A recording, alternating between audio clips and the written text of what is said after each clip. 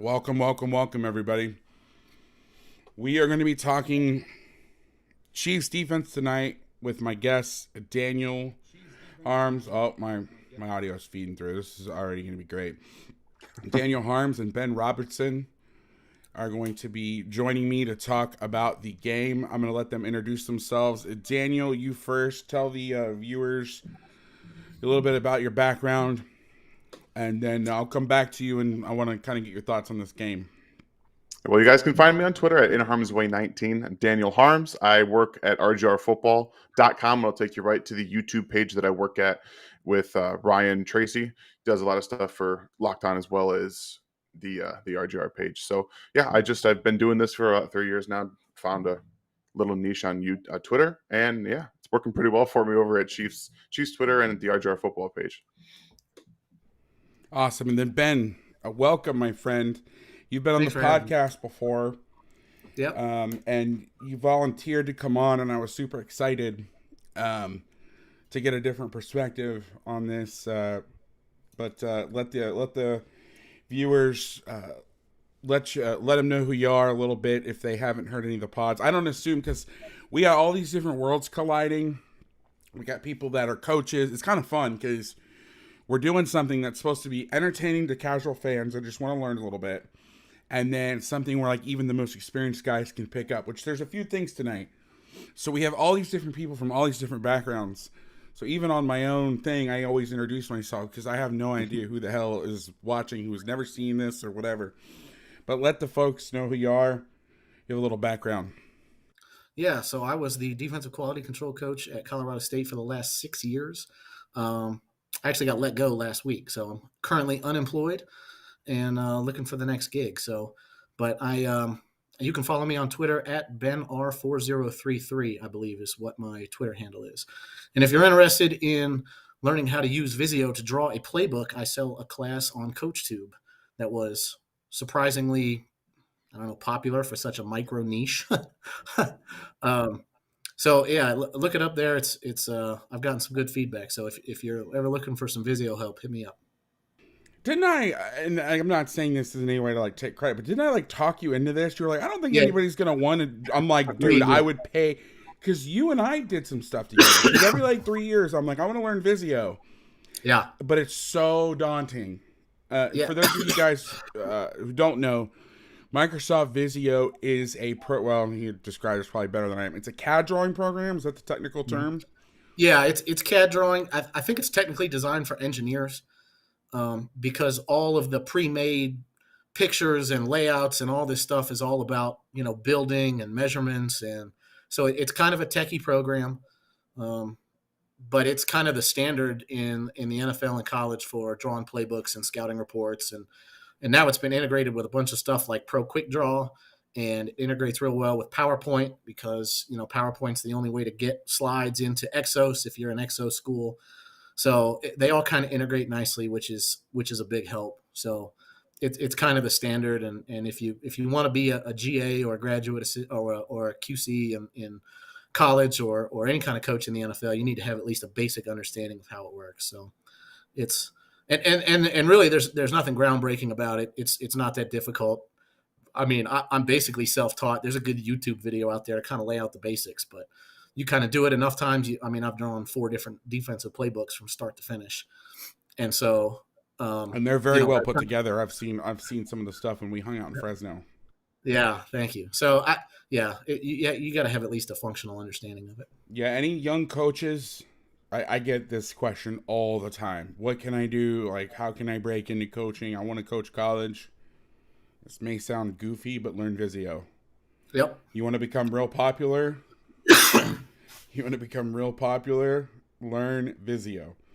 Yeah, you become the Vizio guy, and indispensable. There's a lot of value in being the Vizio guy because even today, like I've seen some high level playbooks that look terrible, and you're just like, wow, that's what this. I saw an NFL playbook that was like 2 or 3 years old, and it was like embarrassingly bad. I'm like, you really coach pro players off this right here? Like, wow, but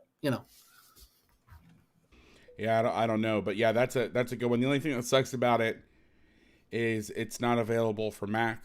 So I've gotten like boot camped my Mac. I've got VMware before just to do Vizio. So Yeah. anyway, check out Ben's course if And you're last interested in thing that. on Vizio, because it's kind of nerdy, but if you're a high school coach and you want to get Vizio, there is a huge discount for teachers.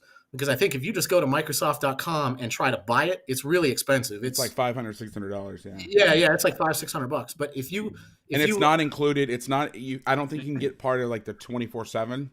I could be wrong, no, but like the or yeah, not 24/7, 365. 365. Yeah, I Yeah, think it's outside of that. I think you got to buy a separate license. it is. But if you're a teacher, which I assume most high school coaches are, you can get a very reduced rate. I don't know exactly what it is, but I've heard it's like $100 or I something. I think it's 125, $100. Yeah. Yeah, that sounds about right. And for $125, it's well worth that. Yeah.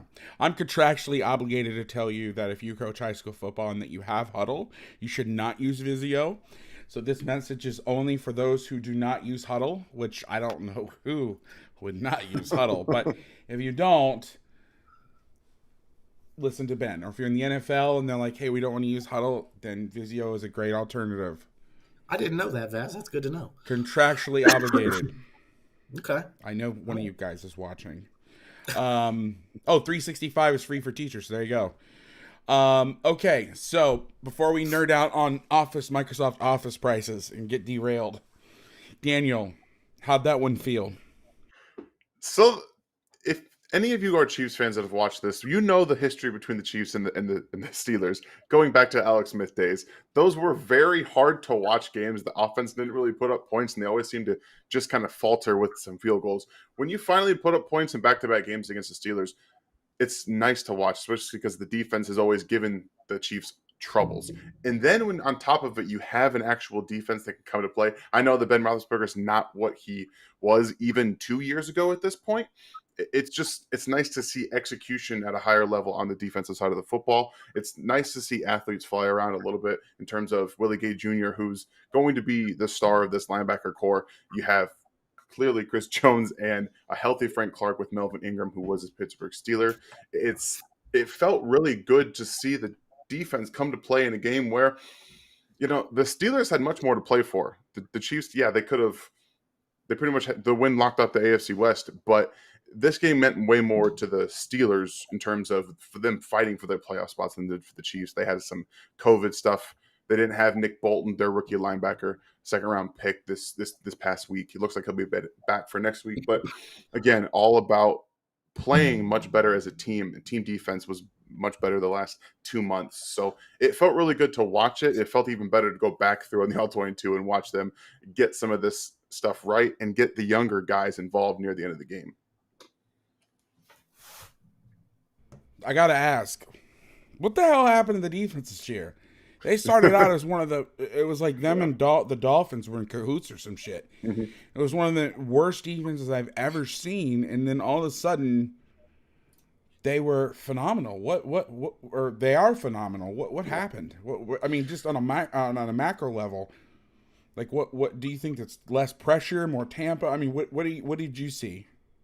So they kind of forced themselves to play players out of position early in the season. They didn't go and try to bring in a defensive end to play alongside Frank Clark to allow Chris Jones to play at defensive tackle. That was one of their biggest issues. They wanted Chris Jones. He also wanted to play a little bit more defensive end. And that really construed a lot of their front four. They couldn't get consistent pressure from the defensive tackles. They were constantly getting pushed around pockets. Chris Jones is an excellent player, no matter where he's playing, even at defensive end.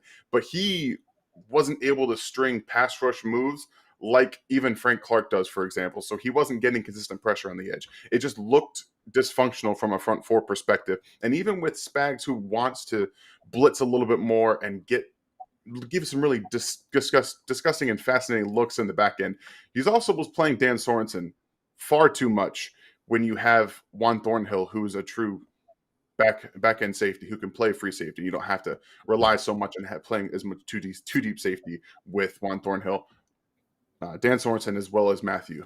Allow Matthew to play a little bit more robber. Now that you have Juan Thornhill as your full-time starting safety alongside Matthew, it allows you to free up so much more on the back end. You've had Charvarius Ward come back from injury. You've had a lot of these guys who aren't stars. Rashad Fenton, for example, cornerback, really more of a slot corner step out slash outside slash safety. They like to use in 3 different spots. They're getting much better play out of guys that were drafted in the back half of the round or on UDFAs in Charvarius Ward, 6th round draft pick of Rashad Fenton. So yeah, just getting Chris Jones back on the inside, it felt like this puzzle that they just couldn't find this piece in right. And then you bring in Melvin Ingram, it allows Chris Jones to slide back into his natural position, and you get pressure off the edge. You're getting pressure up the middle. You don't have to blitz all the time and dedicate all your resources to creating pressure. That way you can still get pressure with the front four. It's all looked completely different, but when you have 2 or 3 pieces, you're playing out of spots. Nothing looks right. The communication doesn't look right. It's all being misconstrued from linebacker to safety to your defensive line. And now it's all looking better. You don't have Tyrann Mathieu looking behind him with his hands up. It's like, what's going on? There's no the communication breakdown is not happening. So it's all been better just with a couple pieces being put in spots that they should have been in from the start. Excellent analysis. Yeah, I noticed. I know Spags has history of being a pressure guy and some things, and we'll get into some of that. But what impressed me the most about watching them recently is the bluff looks and all the things they can do off of those things, and how it all fits together, and how he really screws with quarterbacks. You don't see as much of it this game. What ends up happening is, on Sundays, I watch Red Zone. As you know, I'm not married, or as you may or may not know, I'm not really married to a team. So I just kind of peer looking for the scores. And the problem is, a lot of the time on defense, if you're kicking the shit out of the other team, they're not going to show the offense because they're not getting in the red zone. That's like the whole channel, right? Yeah. Unless somebody's on a commercial break or some crazy ass play. So to be candid with you, I saw a couple plays. I was like, oh, this is going to be awesome. And then I downloaded the game, cut it up, watched it. And it was a little more underwhelming. Not the performance, but they're just playing cover 2 and kicking the shit out of the Steelers up front. Yeah. Like we talked about in the pre-show, Ben and I were talking about, there's looks that they have to run into that you're like, of course, is a no-brainer. They're playing cover 2 to 3-by-1. And just like, we got to run the ball, and they're just kicking the shit out of them up front, and they can't run the football. And so it's fun on my end, because Spags has always, but a lot of the time when they construct a roster, he's looking to get that dominant front four. Whereas I tend to gravitate where my eye goes, what I like to break down. I like more of the Belichick, Dolphins, Ravens, where they invest in the secondary, have a bunch of guys off the street up front, and then they do all their creativity to get guys loose. It's nice to see a guy like Spags who is relying on that front four, but also being creative, because so many guys are like, our front four is really good.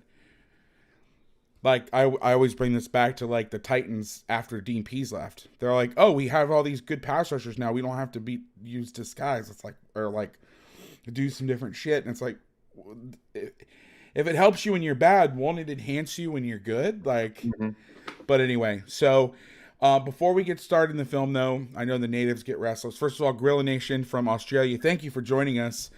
This is so cool. Awesome. I'm still, I've been doing the pod now for coming up on 3 years, I guess, will be in April when I started.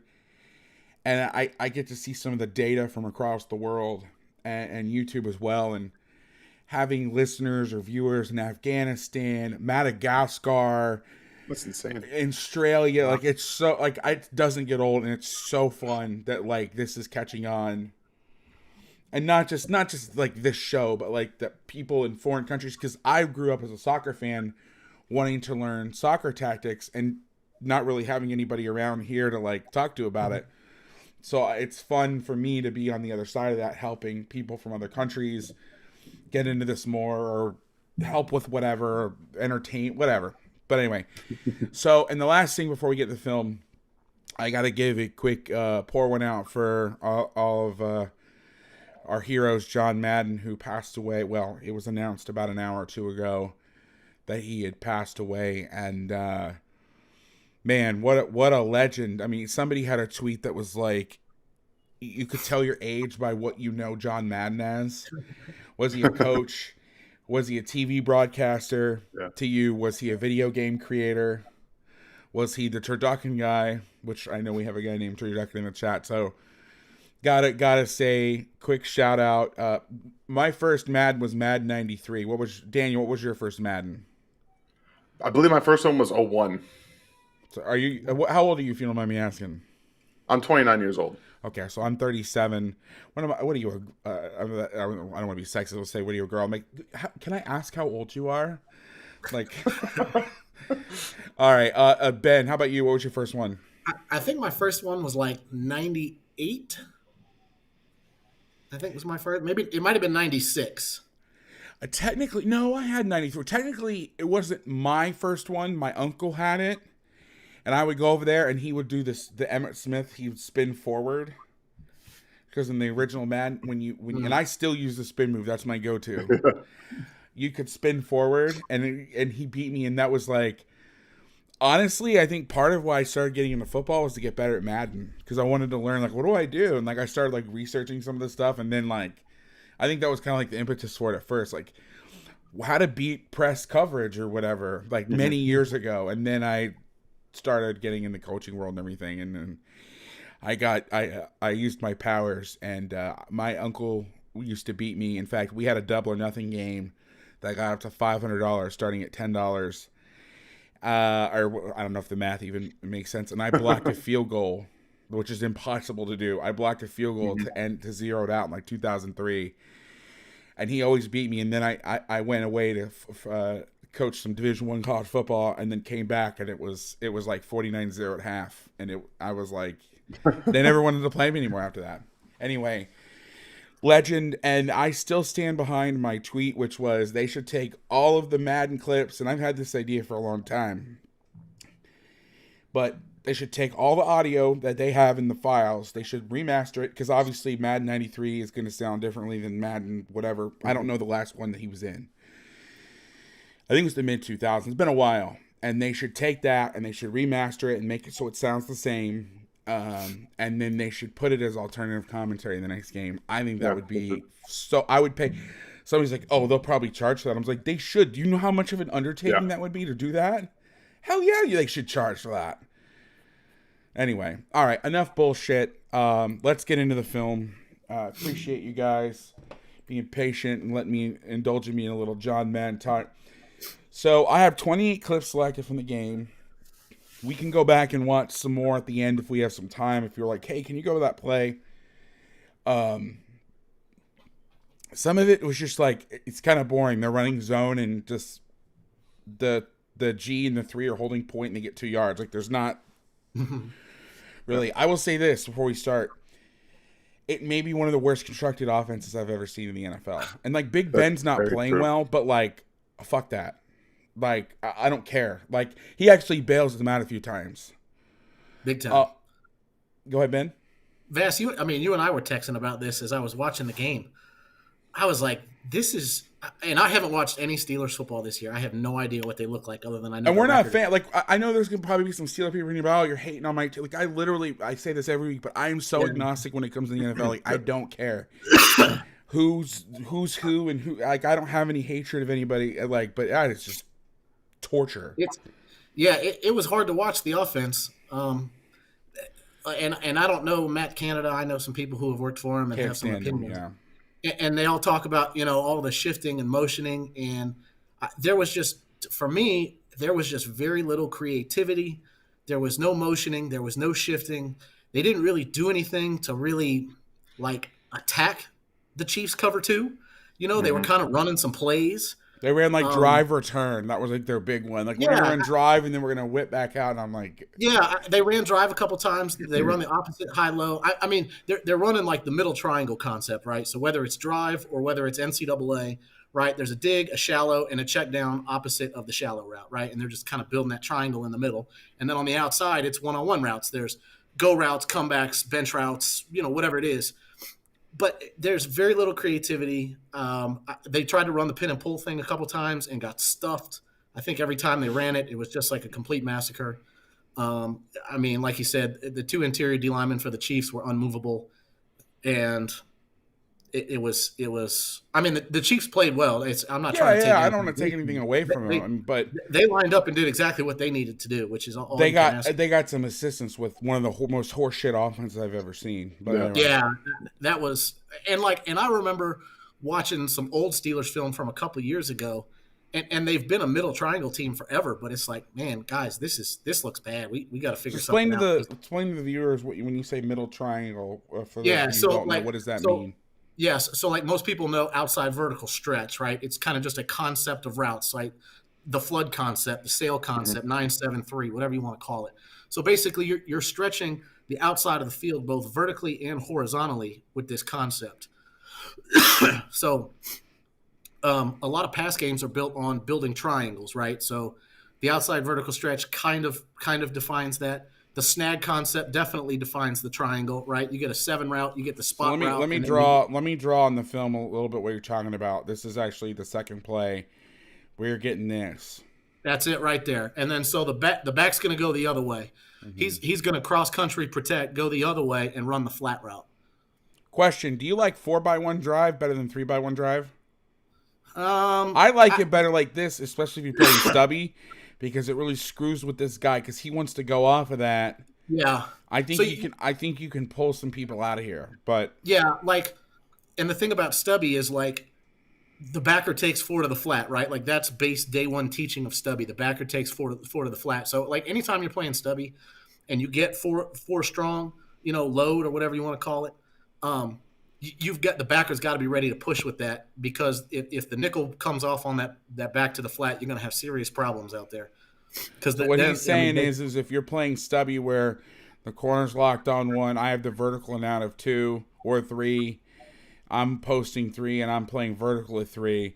If this guy is over here and he pushes, what has to happen is this guy cannot come off. He has to push, and he has to become the new wall, or else they're wide open. That's right. The base rule is always the backer has to take 4 to the flat, because some people describe stubby as palms. I don't like that. It's not palms, but it's kind of like the same way in quarters. You just if the nickel took 4 to the flat, now the backer is trying to run over the top of number 2, and usually that's going to be a wide out. And you're totally out leveraged and out mismatched, and it's a total disaster. You can't do it. Don't do it. So yeah, I'm having some sizing issues here. I'm trying to get this. I don't know what the hell's going on here, but we're gonna. The Steelers use a bunch of in this like 5-step, or the in this 5-man pro, 6-man pro with the back, but these where in the 4 open formations, they used a lot of we call it cross country protection, where the line is actually sliding. There it is right there. The line is actually sliding to the side of the back, and the back's got someone. Like technically here, the back's responsible for 53 out to the nickel. Right. The guard's going to go the other way on that 2-eye. And so and I don't know what Spags' pressure package looks like, but I've seen him play some palms pressures, and I know a lot of those are set to the back in the stuff that I've seen. So it's a good way to slide the line into a pressure if you're facing a blitz the back team. Yeah. So here's the first play. So let's actually, we'll start with the second play. We'll go back to the first. It's the 2nd and 12. The Steelers are in. It's either 10 or 11 personnel. Now what the Chiefs are doing here is I believe they're playing quarters, but what they're doing is, because they're stacked, what they're doing is saying, well, these guys both aren't going to go vertical, or not stacked, but they're close. They're not both going to go vertical. These two right here, they're not going to go vertical. So we'll zone this off, because I can't stop calling him this. I'm sorry, but the honey badger looks back this way, knowing that 3 is not going to go vertical. I don't know why he's getting so much depth, but you can see the pattern matches here. They actually get the back out strong. It might be, Vass, it might be cover 2 in the boundary, because the corner pinwheel's there. He wouldn't. I mean, right. Nothing. So what they're doing is they play a lot of what we call cover 8 on the show, which is half, quarter, and maybe that's what they're doing. But with them stacked, he's going, listen, I don't need to get much depth. Yeah, and the other thing is, like, I'm sure if you broke the Steelers down, when 2 and 3 get like that, you're going to get the drive concept a bunch, and I'm sure he knows that. Yeah. So he plays under the good player rule. But the pinwheel by the corner and then the way 53 just kind of drops straight backwards. Mm-hmm. I think it might be cover 2 over there. So here's the first snap. So we're going back a play. This is just a good tone setter. So what I saw, and only saw a couple snaps of this, was when they got under center, the nickel would bluff up in here and they would play quarters. And to me, this is like quarter, half, like old school quarter, half. They're just pressing the corner.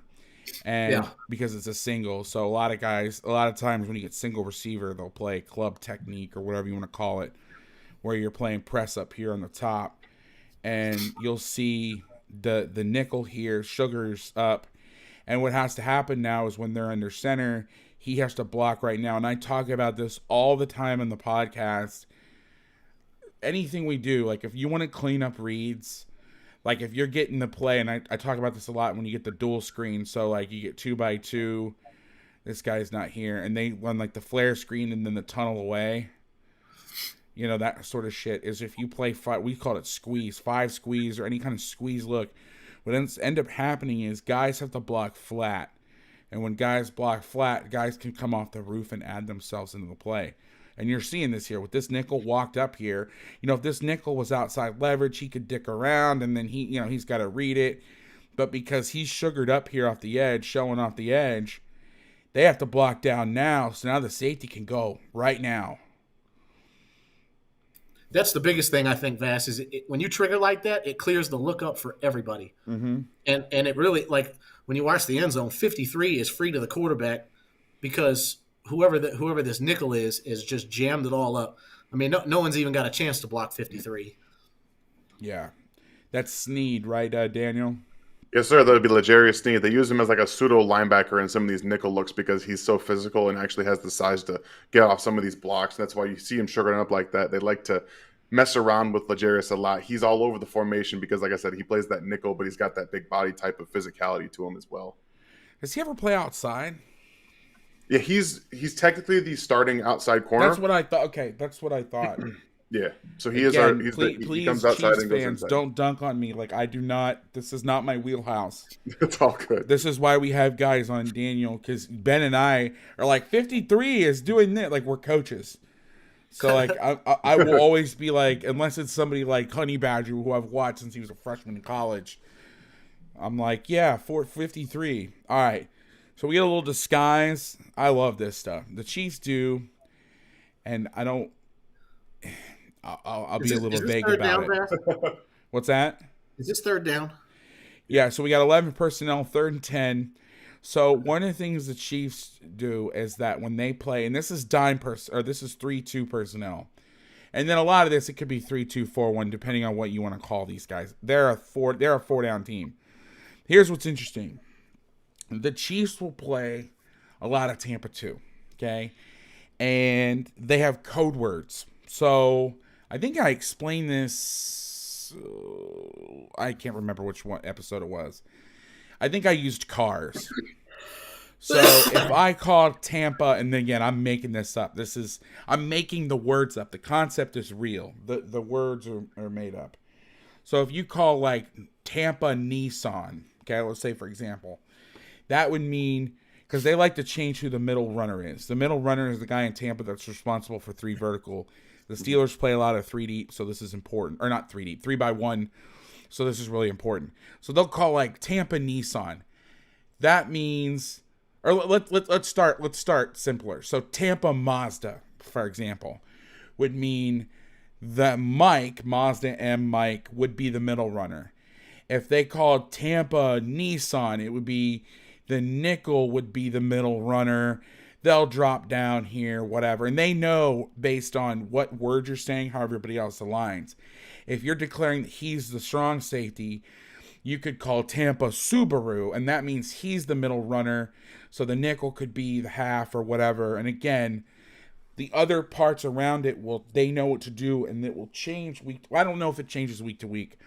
Or if you call, I I don't know, Tampa Fiat, then it's the free safety is the middle runner. So you're playing the same coverage, but you're changing who the middle runner is based on who's this guy, and what does this guy do with the routes. So if you got a guy that can shit on lightning, which is country for he's fast, you want a guy like Agent 32 on him. You know what I mean? If the X is a badass and you need some protection over the top over here, and this is some, tight end with a neck roll and a cage face mask and shit, you don't need that. So you can change the different looks, and it's pretty straightforward, but you'll see a lot of this. And they just do a really good job of making a lot of things look the same. This is going to be 2. Now, granted, an experienced quarterback could see this and still see that the last second and pick it apart. But it's one extra layer, right? It's one more thing you got to worry about. I can tell you this. Moving these guys around, doing all this goofy shit. I shouldn't say goofy shit because I feel like I'm marginalizing it. Doing all this moving around and stuff, it puts a lot less stress on these guys than these guys. Because now he's thinking about, all right, what are these guys doing? He's looking at us. He's not thinking about what he's going to do. Or he's thinking about what he's got to do, but based on what we're doing, rather than just lining up. I see so many teams. This is so freaking simple. Now, if you're a high school coach on here and you're like, listen, I don't want to have my weak safety here and then running back before the snap. Remember, it's 3rd and 10. Or I don't want to, have my nickel all the way up in here and then try to buzz out because if they give run action, he'll just blitz because they're younger and it's less disciplined. There is something to that. I understand. But this is so cheap and easy. They get in 5-0 looks and they do a really good job of this. So they'll go 4 down. They'll put the mic over the center, and the Steelers they started throwing to the back a little bit, but because they're releasing the back and they're playing so much cover 2, it's not like they're a huge man blitz team. So I got everybody mugged up here and I'm going to throw hot route speeders are taken away just by the fact that you're playing more zone coverage.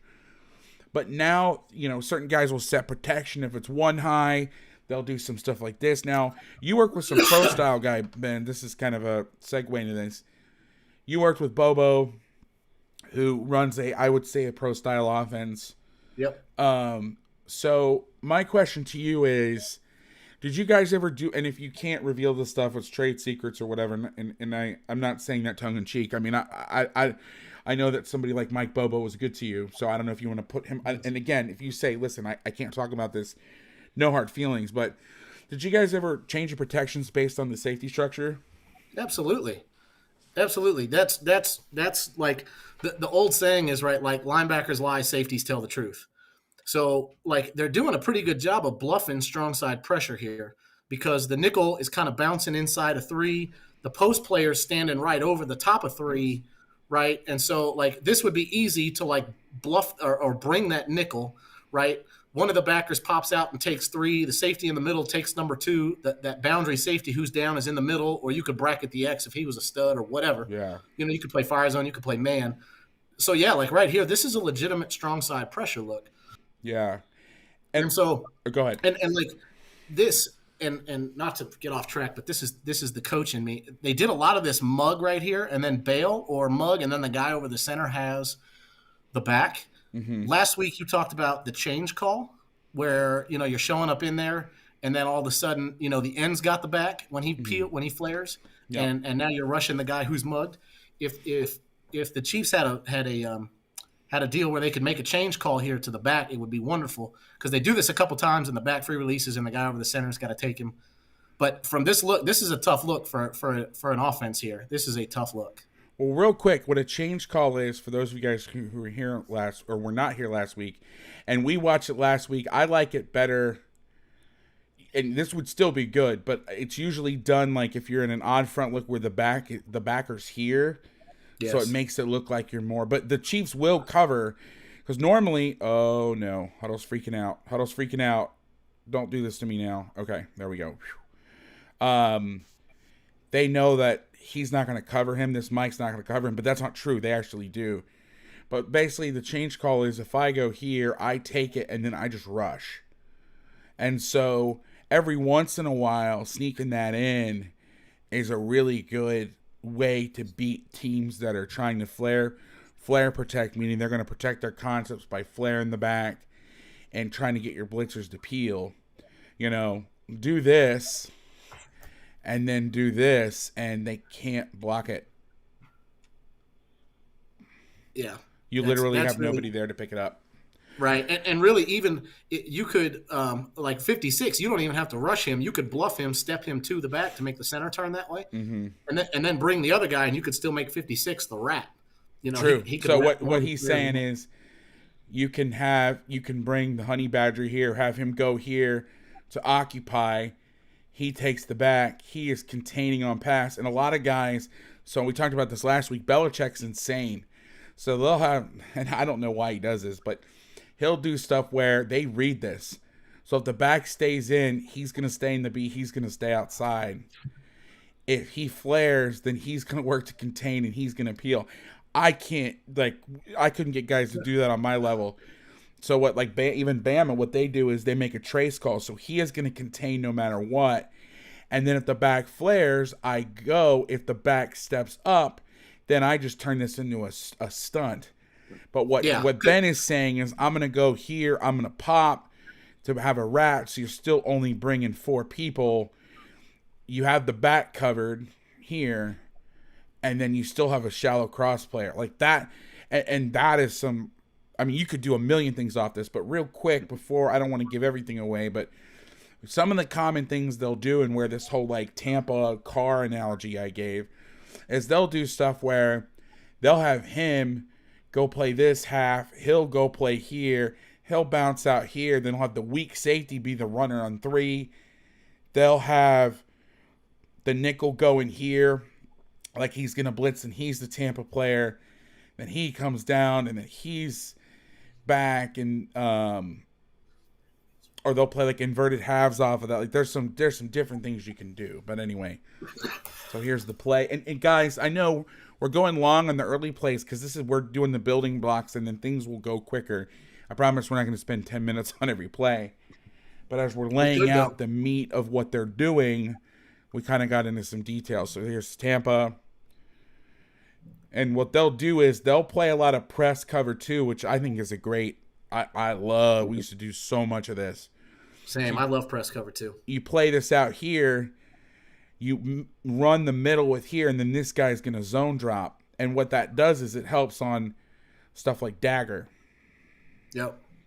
So and I'll go real quick with this, but you see the Broncos play a bunch of this cloud to the nickel quarters away, where the backside corners man to man, and then the backside safeties working front side, and it kind of looks like 3 cloud.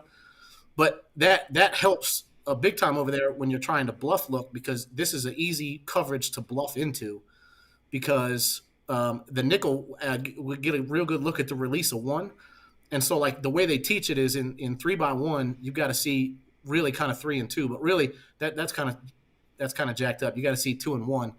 And so this guy here right on the 45-yard line, if he sees 1 inside release, he knows the crease route is a huge route. Is a dig by 1. It's seen by 2. And the clear by 2, which is generally a good cover 2 beater, especially if you play match cover 2. That's one of the best routes in football, because it beats almost it beats 2 man. If you can get inside release in the corner, you clear everybody out, and nobody ever throws the seam. No, ever.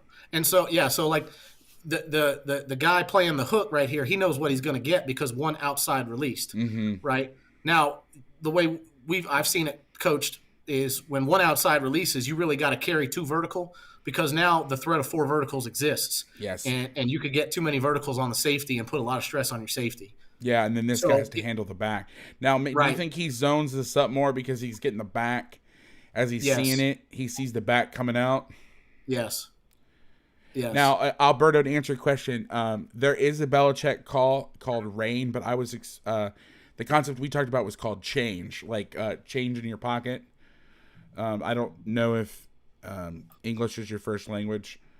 You said you were from Italy, or you were joining us from Italy. So, but change like money, because a lot of the stuff is money based. Like they call the money rush and some things, and so I think that's why it's kind of based on that kind of terminology. Plus, you're changing the responsibilities. All right, next play. All right, we got a first down. Okay, this play is after my own heart. We have an interception the next drive.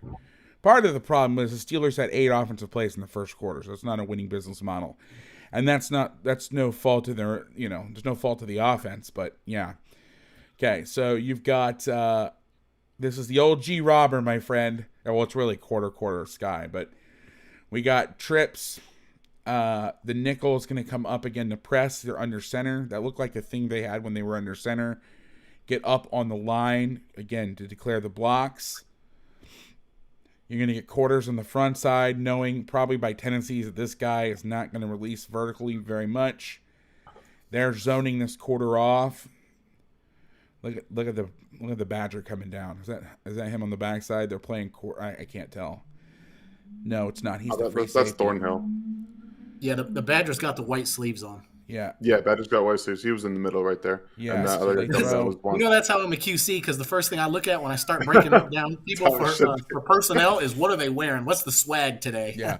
Everybody's like, I can't see the numbers for the personnel. I'm like, what shoes he wearing? That's what you guys see. What color is his ankle tape? Where's his swag rag? Like, what color is his gloves? What color are his cleats? I mean, this is a good center field turn. Ball hangs up, interception. But I just got excited when I saw quarter sky. I saw that. They played this a couple times in the game here. Yeah. Oh, it's a flea. I forgot. This is a flea flicker. Yeah, It's a flea flicker. Yeah, the worst one I've ever seen. I think this is what quarters coverage gives you. Is you're reading people. So the problem is for this play is these guys are clearly not blocking, and they're reading people. So I'm reading a man, I'm reading a man, I'm reading a man. So yeah, you get the linebackers. Now, if they're a 3-deep team, you get these guys bailing out of the stadium or whatever, and then you can hit these over routes. But they're sitting pretty flat-footed, and they're just waiting. Okay, cool. And the other thing, again, this is what having this guy up here. Again, I'm going to pound this into the ground. But this is what having this guy up here does, is they know they ain't blocking. Because if he has to get by him, he's got to rip around him and go. If this nickel's right here, they can act like, oh, I'm bluffing and then I'm going. But these DBs know if he's bypassing the guy that's right there, it ain't a run. I mean, they hit him and go, and that's where it's open. All right, next play, next drive, 1st and 10, 21 personnel. The only snap of there were 2 snaps of base personnel in this game, if I remember correctly. I could be wrong on that. The Chiefs are in a true 4-3 defense. This is beautiful. This is counter Trey. Here's your motion, Ben. Yeah. Okay, they run counter. They get 2 off. And this is one of the beautiful parts about having fast downhill linebackers. Listen, I know there's a lot to having a stack track, fallback, ball-fitting team, and all that stuff. And I know in the year 2021, that's how you got to play defense in a lot of ways. But there's something to playing this old-school counter shit. Okay? Just look at them. I mean, just watch 91 throat choke the center. Yeah. Is that Derek Nottie? That is Derek Nottie, one of the best. I mean, I think he's one of the best run defenders in the NFL. Who's that? That's grown man football right there. Derek Nottie. And your 6 technique should be able to whoop tight ends like this all day. Like a good 6 technique can 2-gap this, like in the NFL, and even good ones in college can 2-gap. Yeah, but like Vass, you and I were talking about like run fit issues. So they're in single high here, right? This could be 3. This could be cover 1. They're spinning the safeties on the motion, whatever. Mm-hmm. But technically by rule, like, and this is actually, they do it pretty good here. But in one of the defenses I was in, right, we call these run fits follow the Y. So 44 is the Y. So when 44 goes back, 56 goes with him, 53 goes with him, and 50 is going to end up outside of everything, right? And we just called it follow the Y. And then if the guard pulls, everybody's got to go one more when they run counter. Mm-hmm. But there was a play earlier where they're in kind of the same structure, and the backers are just straight downhill, and nobody's falling back. But one of these defensive linemen he takes 2 and tackles the guy with the ball, and you're like, well, I don't know what to say. I guess if you can do plus that, you get this guy. So this is where having this motioning actually screws you because you have a corner, and I know this is Snead. He's a bigger guy and he's physical, and I understand all that, but he ain't this dude. No. And so you just brought Honey Badger to the party. Not great. Here's the other part of this play, which I guess is a good play if you're going to get cover 3, because a lot of teams in cover 3, and I think I saw the Chiefs do it a couple times, they will not run. Obviously this is base personnel, but you could get the same play out of nickel, and the nickel will not run in cover 3 with the change of strength motion. They'll just bump all 4 underneath defenders because they're most of these guys are playing country cover 3 and they feel good about it anyways. Oh, that's Thornhill, not. Yeah, Russell. They rotated. They did rotate Matthew down at one point. I remember the play you're talking about where he comes up and does the same thing that Thornhill does here, but it wasn't this one. Yeah, no, it wasn't this one. But I think what they're counting on is cover 3 here, because if you're going to bump the whole box, this play gets a lot harder because all 4 of the underneath guys have to bump their alignment on the jet motion, and then you get the guard pull and the Y back. So you're going from like 56 is going to go from way outside lined up on number 2 to all the way, to the field side A gap. Yeah. On this play, and it would just be a huge pain in the butt. You're bringing too many. Offense got going. You're bringing too many bodies to the, and this is where you call upstairs and you're like, run boot off of this the next time. Yeah, exactly. Because they don't get me wrong, they do a great job, but had this guy, they'd run counter boot. There's nobody over here. But I mean, that's what you get. You also get a 2-yard gain. I mean, that's where I'm not trying to sound like one of these offensive wuss boys, but like that's the game, right? That's where it is. They run a play, and this is why under center football is like, that's why so many teams go to the spread, is because they're like, well, screw all this shit. I don't want to deal with this, Yeah. All right, so here's the infamous duo play. All right, so the Chiefs are in 1 or 3. It looks like 1. They got the safety spun down, so they're in nickel. They got Snead up again. They're under center. Snead is outside leverage on 2. The corner has 1. Thornhill has the tight end. They're just playing cover 1. And they've slid the front over. So this is a little bit, I think, of what. Oh no, they go back. Okay. I'm cool with that. They slid the backers back. I was gonna say if they had everybody over here, but they bounced back. So duo. So I get this question a lot. What's the difference? All that stuff, and we go through that real quick.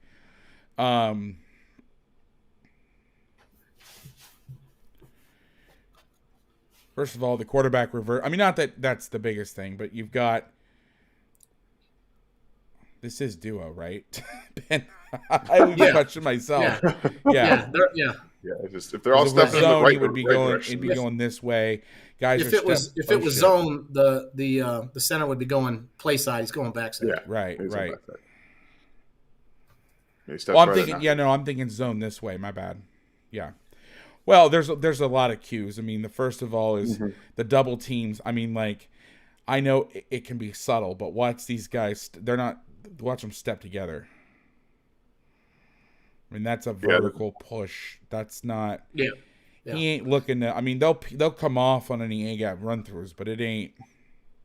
Yeah, they're going to stay on that double team until you absolutely force them to come off. Yeah, and what's beautiful, I like this in the Steelers. They switch block it, so because they're in man. So like this for us, this is an interesting play in college football because now you see it a bunch and everyone's playing quarters. And so like normally when you're a quarter safety, if you find yourself spilling the ball, you're doing something wrong because there's nobody outside of you, right? Unless you're playing some like where the quarter flat player is the flat player on these runs. So like as a safety, this is one of the few times you got to spill this block out to the corner. Yep. So that's like, and you see this ball pop a lot because the whole play is designed to get the back on that corner right there. Yeah, and you see they do it right there. Mm-hmm. Right, and so you got this little 195 guy who's like, I make a lot of money to cover people, but I'm not really trying to be about this right here, and so the back makes one person miss or breaks a tackle, and he's this is where you get the benefits of aggressive defense too. Yep, he's able to run through it. Yeah, Willie Gage, this is ridiculous, dude. Side. But like if you're the linebacker coach, okay, maybe you do, like you don't teach run throughs. You know, you really want to kind of stack track, fall back, all that kind of stuff. But it's like if you're an instinctual player and the space opens like that, and you're like, shit, I can make this play. Mm-hmm. Like, why not go? Yeah, that, and I don't want to be in stack track fallback versus under center shit either, unless I'm in a Right. tight front. Like I want to be Right. like Yep. even Georgia. I think that's one of the biggest misnomers about like people watch Bama in Georgia, and they watch the Georgia backers. You know, friends of Glenn Schumann and I talked quite a bit, and I went up there in July, and you know we talked about. You know, I said I don't know if I can teach the stack track fallback stuff because we see a lot of under center stuff where you got to hit it hard and all this, and you know he was saying to me like, you know, when we're under center, it's a different world. You know, when we get underneath, it's you got to go, and so that to me was the hardest thing, was going back from being like, all right, we're gonna hit this stuff downhill right now, and then all of a sudden, oh, they're in the gun, we're gonna, because they kept the rules. It looks like they keep the rules the same. If it's under center, they're going gun, they're going to be slower. But the Chiefs are just, and this is where you get the advantage of the Venables, Spag, name whoever else style of defense, where you can make plays like this. And it also helps because they're not getting any push. I mean, look, it's just stalemates. Mm-hmm. Go back to the film. All right, just real quick, give me 10 seconds on yep, that. So go for it.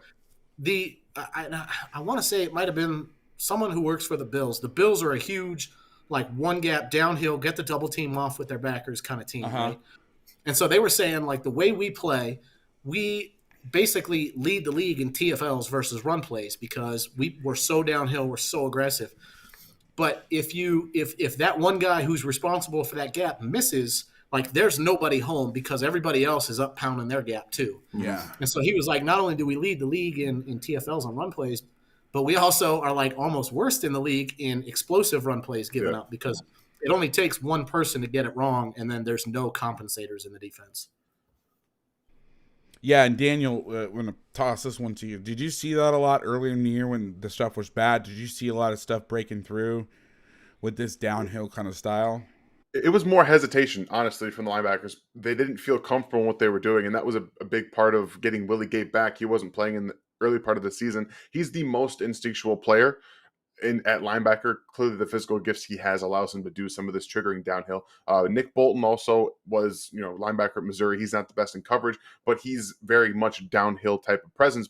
And he didn't miss a whole lot on some of these downhill. It was when he started to get stretched to the outside is really where you started to see that the backs get to the next level. Because if they can trigger downhill with Willie Gay and Nick Bolton, they're at a much better advantage. They don't hit they're better in the hole than they are sitting and waiting because they get on blocks and they just get pushed away. So I haven't seen a whole lot of them missing in these giant holes. I think they do a pretty good job of staying patient, finding the ball, locating the football, which is something that definitely is an underestimated thing you need to be able to do, is find that football. And it's noticeable when you have, for example, there's a Dorian O'Daniel, some of the linebackers that come in later in the game. It's noticeable how they can't find the football as well as these other guys because they're taking another half second to find out that, oh no, Ben pulled it and he's going to throw it, and it takes the extra half second. So, yeah.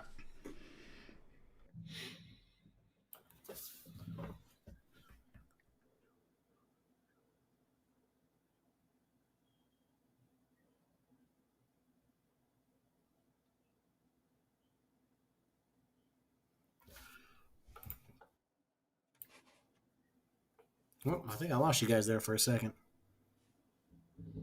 Can you hear me? I can hear you. I don't know where Vass is. Oh, my mic got shut off on accident. My bad. So, I'm still getting the hang of this. So, the Chiefs are in cover one here. You can see the rat progression here with the backer. We've already gotten drive earlier in the game. Now 2 is off, so I'm thinking maybe not the drive isn't coming. But I'm cutting out there, looking to the trip side. I'm reading off the quarterback size. He looks this way. I'm going to start to drift. Gets underneath, almost gets a crazy interception. Mm-hmm. I keep seeing this stuff fly through the air, and I kept thinking it was flags for a while. Yeah. Did the same thing in live. I was like, what the heck's going on? Yeah. I saw a lot of this where the backers are having to get on the the lineman. It's about the movement. I thought that was interesting. So nothing earth-shattering there. Just, getting another body in that window helps make the play. Almost gets a crazy interception. So now you got the next drive, 2nd and 5, 11 personnel. The Chiefs are going to bring one of their first blitzes. Just an absolutely brutal read here. And this is where some of the stuff with Roethlisberger is just, I don't get what's going on. So we are in tight man coverage. We got a run play on. He's going to throw a bubble to a guy who's unblocked and pressuring, who Daniel, who is the relative Chiefs expert in this call or presentation or whatever the hell you want to call what we're doing. And we're going to throw a bubble to him unblocked and -3 yards. I don't get it. You can't understand it. That is not in any world is that a freaking run read. That's throw that's read. Sorry, a Hall of Fame guy. And really, like 50 gives his blitz away too. Like he shows it. Yep. So it's not like he's like, oh crap, I got caught off guard there. Like, no, you didn't. Yeah, I just don't know. This is the part of the offense where I'm like, okay, is that? And plus, something's up because they got the 3 technique set away from their tight end. Yeah, it's really the first time they've done that. So something's up, and I don't get I don't understand this. I mean, not a great run look either, but Jesus, like what is that? Yeah, that's not good. That's where is that and again, without being in that room, is that Ben? Is that Kenyatta or is it Canada or Kenyatta? Canada. Matt Canada is all I've ever heard it. All right, I like to call him Kenyatta. It's fun. All right, so we have the very next play, 3rd and 8. We've got 11 personnel. The Chiefs are in dime. We have a great Tampa disguise here. A Tampa disguise with a great throw. So now they're going to put the Badger as the Tampa player again. I thought this was a flag. Yep. So now you have the seam to 2. This is a great throw, and this is the weakness of cover 2, which is why, I know what they're trying to do here. They're trying to zone drop this stuff, but it's just when you start getting where you're having, okay, I'm going to carry him. I'm going to let this go. There's these seams this shit drives me crazy, but it requires a great throw and a great catch, and this is where Ben can still make those type of throws. There's 2 things that stood out to me on this play. One, really the only plays the Steelers made in the game on offense were aggressive downfield throws. They couldn't run it for anything, and their quick little pass game was getting nothing. And I'm surprised they didn't try to create more shots with some 6 and 7 man protection. Yep, that's the first thing I thought of. They kept trying to go empty, and I'm like, you got a quarterback that can't run. Yeah. I don't understand what you're trying to do here. Yeah, and then 2, like I'm an unemployed quality control guy in college, right? And these guys are NFL coordinators, and so I don't want to sit here and like question anybody. But this has always been like the weakness of like playing vision coverage, set up when the quarterback sets up. He's at the top of his drop. I'm going to stop and just keep my eyes on the quarterback. Meanwhile, this guy's just running right past you. It's Chase Claypool. He's a great player. I mean, it's not like he's, some 3rd or 4th string guy that's not going to beat you. Like that's their vertical threat guy. Yeah. And so it's like, like if you're going to play it that way, like you're probably going to give up some completions like that because it's just the nature of the way you're playing. This ought to be interesting. So this is the next play. All I have in the notes is LOL. So this has got to be something that it's going to be good. I think I know exactly what happens right One here. way or the other. Yeah, I remember this play too. Oh, yeah, exactly. Again, now, granted, this is a great throw. I don't know if it's a great throw. It's a great catch. They get a first down. And if you have children in the room, cover your ears. What the fuck is this play? What is this? What the fuck is? I want to know. Okay, I'm starting to get pissed. I want to know how much money this guy makes to come up with this horse shit. Look at this. I'm going to run zone cut weak. I'm playing a Ripley's press team, and I'm going to throw this shit, and I'm having to do some, backflip trampoline style jump to get a first down. What the fuck are you doing? What is this? Yeah, I don't Like this, know. and granted, great. It was a great play, awesome. But as I'm looking at this, and maybe I've been watching a lot of Bam offense. It was really well constructed. Brian Daboll, Sarkisian, like some of the best. And then I watch shit like this, and I'm just like, what is this? Yeah. I mean, it was going to throw a hitch in the press coverage. Granted, they make the play, so who's the asshole here? But what are you doing? Yeah. What in this play tells you to do this? Hey, if you see press, throw a back shoulder hitch, whatever the hell this is. Away from the almost? side your feet are facing on the run. Yeah, I mean, okay, so here's the next play. What are they doing? One more thing, Vass, on that. Go ahead. last point. Yeah.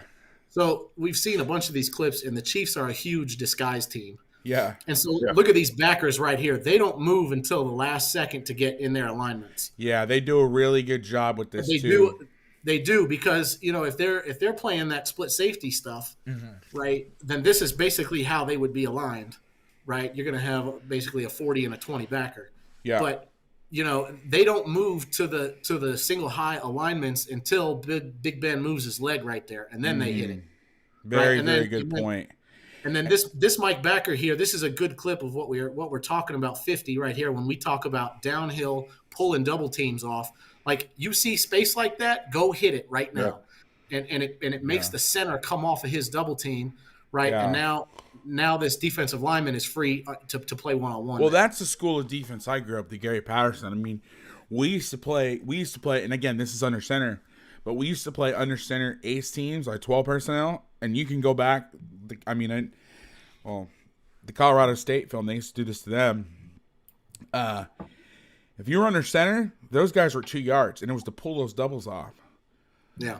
Because give a shit if you're an even front team. Because so the tight front, I get where you don't want the ball to roll off the table at the tight end. But if you got a 3 and a 6 technique, roll off all you want. Because I'm canceling the A, I've canceled the B, I've canceled. So that ball has to go all the way outside to a DB. Not going to be a linebacker anyway. And that's how I was taught, was it pulled off those double teams. You would just go and you turn. What do you do if you have a shitty D line? Hawk your backers, because now it turns all the doubles into singles, right? Yeah, no doubt. So this whole and don't get me wrong, most of the best defenses in the country doing stack track fallback. I get it, but I just do think there is a place for this. I heard a really high level linebacker coach talking the other day, and he was talking about. You could tell him it was me. You don't have to use codes. It was me. No, but I'll tell you after the show. And so he, and basically he was asking other linebacker coaches, like, all right, are you a downhill, like, plug the gap, get the double off? Are you a stack track, fall back? Are you a, key the footwork of the running back, and mirror his track and find the ball, like all these different ways to do it. And so they're a stack track fallback team. And so the guy he was talking to was a pound the gap guy. And so he was saying, I almost think there's room to kind of split the difference and basically be like, if you're the play side backer, go trigger right now. That's what I was going to, that was going to be my next question. Yeah. And if you're not play side, play stack track and find the ball. Yeah. It's the the Patriots did this, and I wish I could pull up clips real easily and quickly. The Patriots did this in the Super Bowl against the Seahawks. They called it, not scratch and sniff. That was the adjustment to fill and fold. Fill and fold. So you get 2-3 techniques, and what would happen is the guy to the back was the guy 2 or away from the back. I've seen them do it both ways. I think they game plan. I think the scratch and sniff is the fill and fold is the I don't know. They come up with all these crazy names. Yeah. But basically, the guy to the back is going to haul at, because the center's going to target right here, right? So the backer's going to just freaking go downhill as fast as possible right now, and this guy kind of hangs, and then cleans up the shit. So it looks like a cross dog, but it's not. But it's not. It's not at all. It's you can tell when it's not a cross dog, because the 3 technique plays into the tackle. The 3 technique to the back plays into the tackle, and then that end is basically sitting right there for the quarterback. And so they play the 3 into the tackle so that the gap doesn't get super wide, and now you've got Russell Wilson on a defensive end or whatever. But I think they call it like even badger, or I think is what the call is. I actually have a cut up of it. Yes. From that is the even call. badger is what it's called. Yeah, because even I've seen the 2018 playoff run was yes. And then I went through all their games in 19. I think it was 19, and I just tagged because now I know what the call is, right? So every time I saw it, I tagged it. So I've got a good cut up of it. If anybody wants it, just DM sorry. me I know on we're Twitter. talking about all different, but this is the fun of this. Right? Daniel's like, we're not talking about the Chiefs. Yeah. No, you guys. He's like, this is bullshit. This is perfect. I'm totally okay with listening to you guys talk. Like, why aren't we talking about the Chiefs? I know. Quit talking sorry. about the Patriots. But anyway, yeah, really good disguise here by the backers because if did I get the video real quick? Did I get the video? Did I go back to did I have the screen up when I talked about the fill and fold? No. Okay, I was drawing it. See, this is where it's amateur hour. But usually the people that don't have to do this aren't also the producer at the same time. I'm trying to like run the clicker. That's true. All right, so fill and fold is this. My apologies. At least I'm catching it. Before I just would have not done it. People were like, "You're an idiot. What are you doing?" But I didn't mean to do that. So fill and fold here is the center is going to target this way. They did double threes. So what Ben was saying is you have, and I'm sorry to cut you off, Ben. I apologize. What he was saying was, to the front side of the play, you can be a downhill right now, kill team, and then away you can kind of sit and sit and see and play. We used to tell our kid, well, you can't tell them this anymore. We used to say, you're playing like a Polaroid. You take a picture, you see what's happening, you let it develop, and then you pull the trigger. Now, if you tell a kid like that, they'd be like, "What?" Now I'm like, it's like DoorDash. You put the order in, and then Uber. You decide where you want to go. You kind of hang out for a bit, and then you get in the car, and everybody's like, "That doesn't make any sense." I'm like, "Fuck you guys," and I walk out. That's how it goes. All right, next play. This is the "What are they doing?" play. I can only imagine that. Oh, sick. This was so weird. Yeah, this play didn't make a whole lot of sense to me either. This is okay. So I've seen this play. The Peterson guys or Chip Kelly calls it stretch looky. So you run stretch and then slants, but zone slants doesn't hit the same because the whole point about stretch is you want to get these guys going this way to open the void up. Like, what are we doing here? Mike Bobo would put the tight end to the other side, and he would run G lead looky. G lead, for those of you who don't know what that is, so G lead would be down, pull, and kick. Would you have him go play side, and then since the backside guy's not pulling? Yeah, so there. Yeah, versus this look versus an under look. How would you reach play side, or would you pull the tackle? How would you adjust that? Versus this right here, I would go. Well, I can't draw on the screen. Daniel's like, "Oh, fantastic! Now we're talking about Colorado State. This is awesome." I'm telling you, I'm all for you guys talking about. Everybody's like, "I'm fucking out of here." All right, so use your imagination here, guys. So the tight ends here. This is why I don't usually have football coaches on with me, because I'm hard enough to corral, let alone me with someone else that can also like go a million different directions. All right. So how would you block this up, man? Sorry, I was taking a drink. So it's all right. Yeah. Would you still pull the guard with the under? Yeah. If you got under. You know, here's the thing. I think it depends on how good your center is. If it's a 2-eye and you think your center could still reach him, then yeah, you could probably go for it. But that's tough. I would think I would pull the center here versus the under front. We wouldn't do something like that. Yeah, you could, and that would be a great changeup. Is like if you knew you were going to get under front, like if they were an under team, and you could turn it into more of like a fold play than a G lead play. Yeah, but yeah. Okay, I see what you're saying. So here, backer.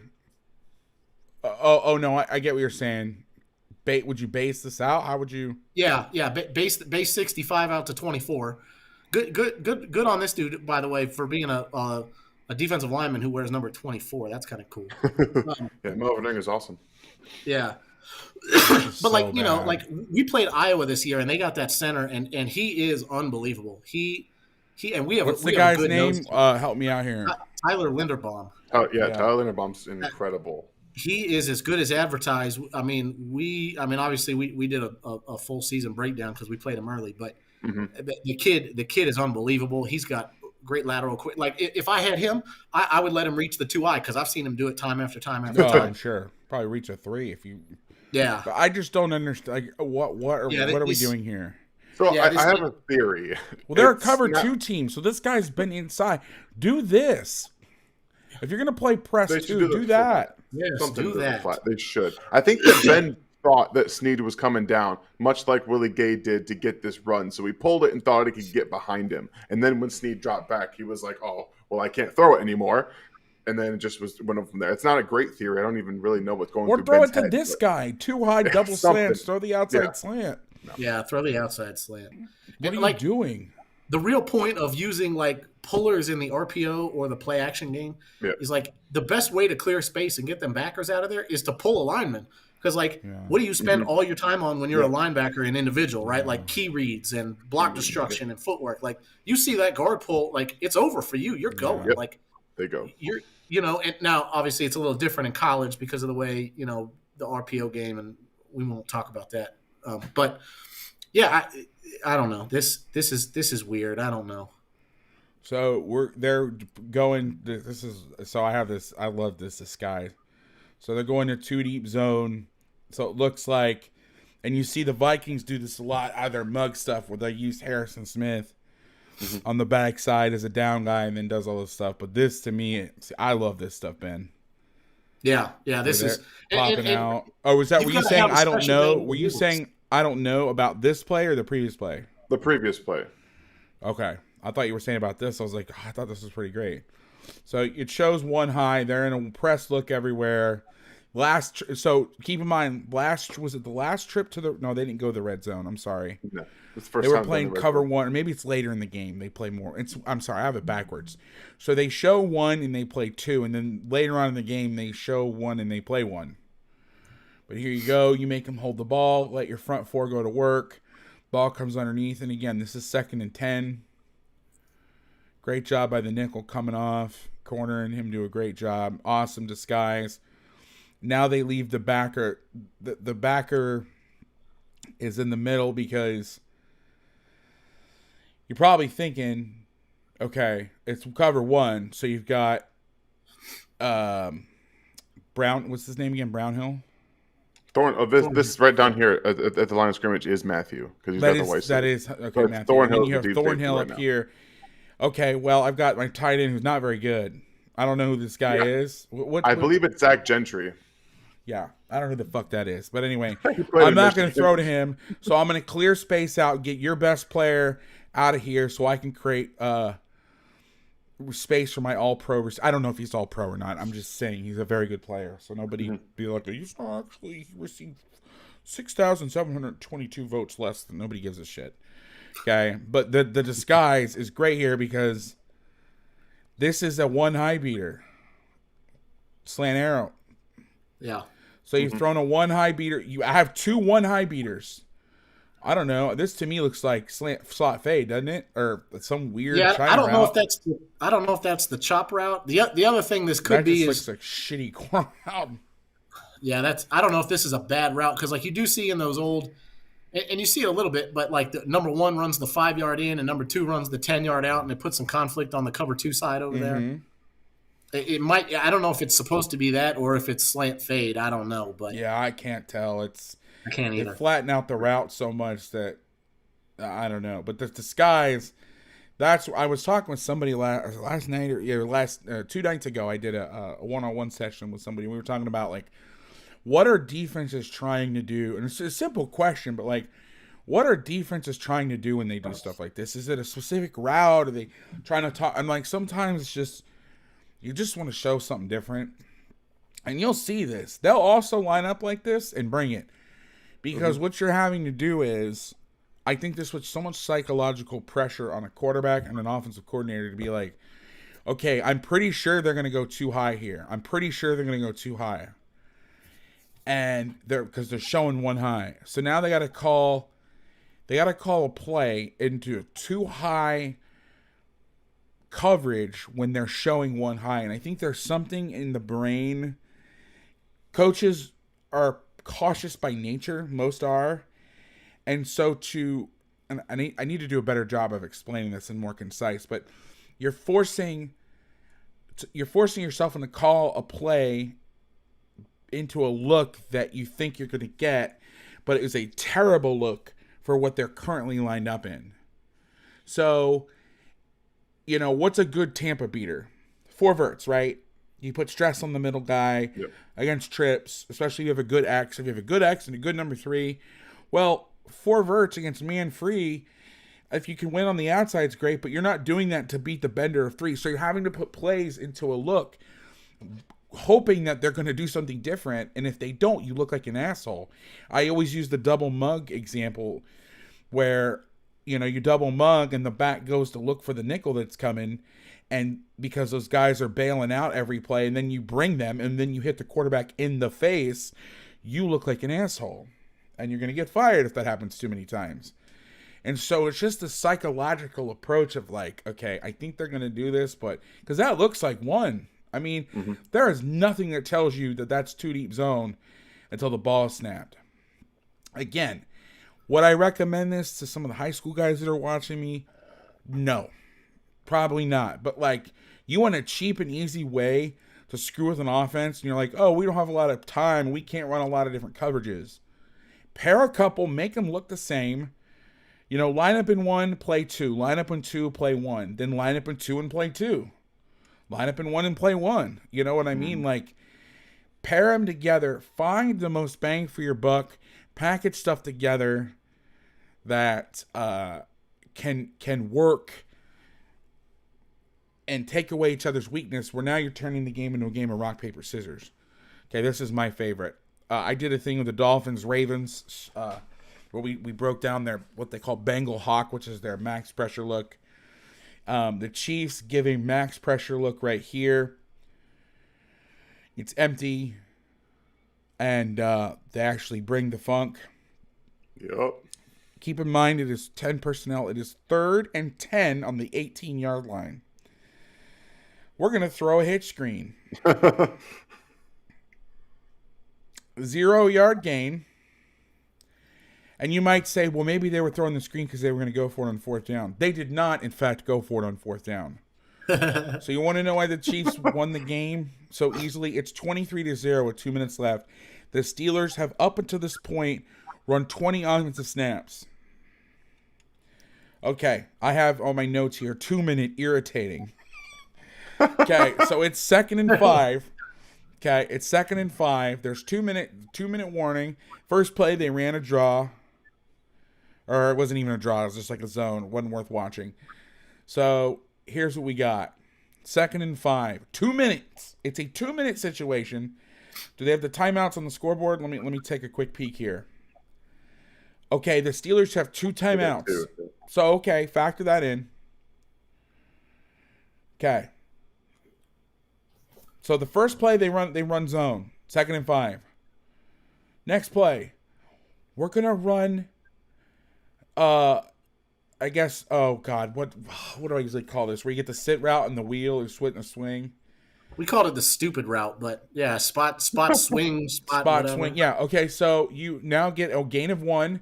So now don't get me wrong. Najee Harris is a good football player. I still have a bone to pick with him. He made fun of Sarah when I met him in Alabama, even though he went to an inferior. I shouldn't say that. Brett might be on here. We would have whooped his ass if we were there. And he made fun of Sarah because we just won the state championship. And he's like, Sarah, and laughed. And I was like, okay, I hate you now. But that's fine. East Bay legend. But you're going to run this against a cover 2 team. Now, granted, they played 2-man here. And you're going to get 1-yard gain. So the next play, the clock is running. They get up to the line. And, okay, we're going to check it. Okay. All right, cool.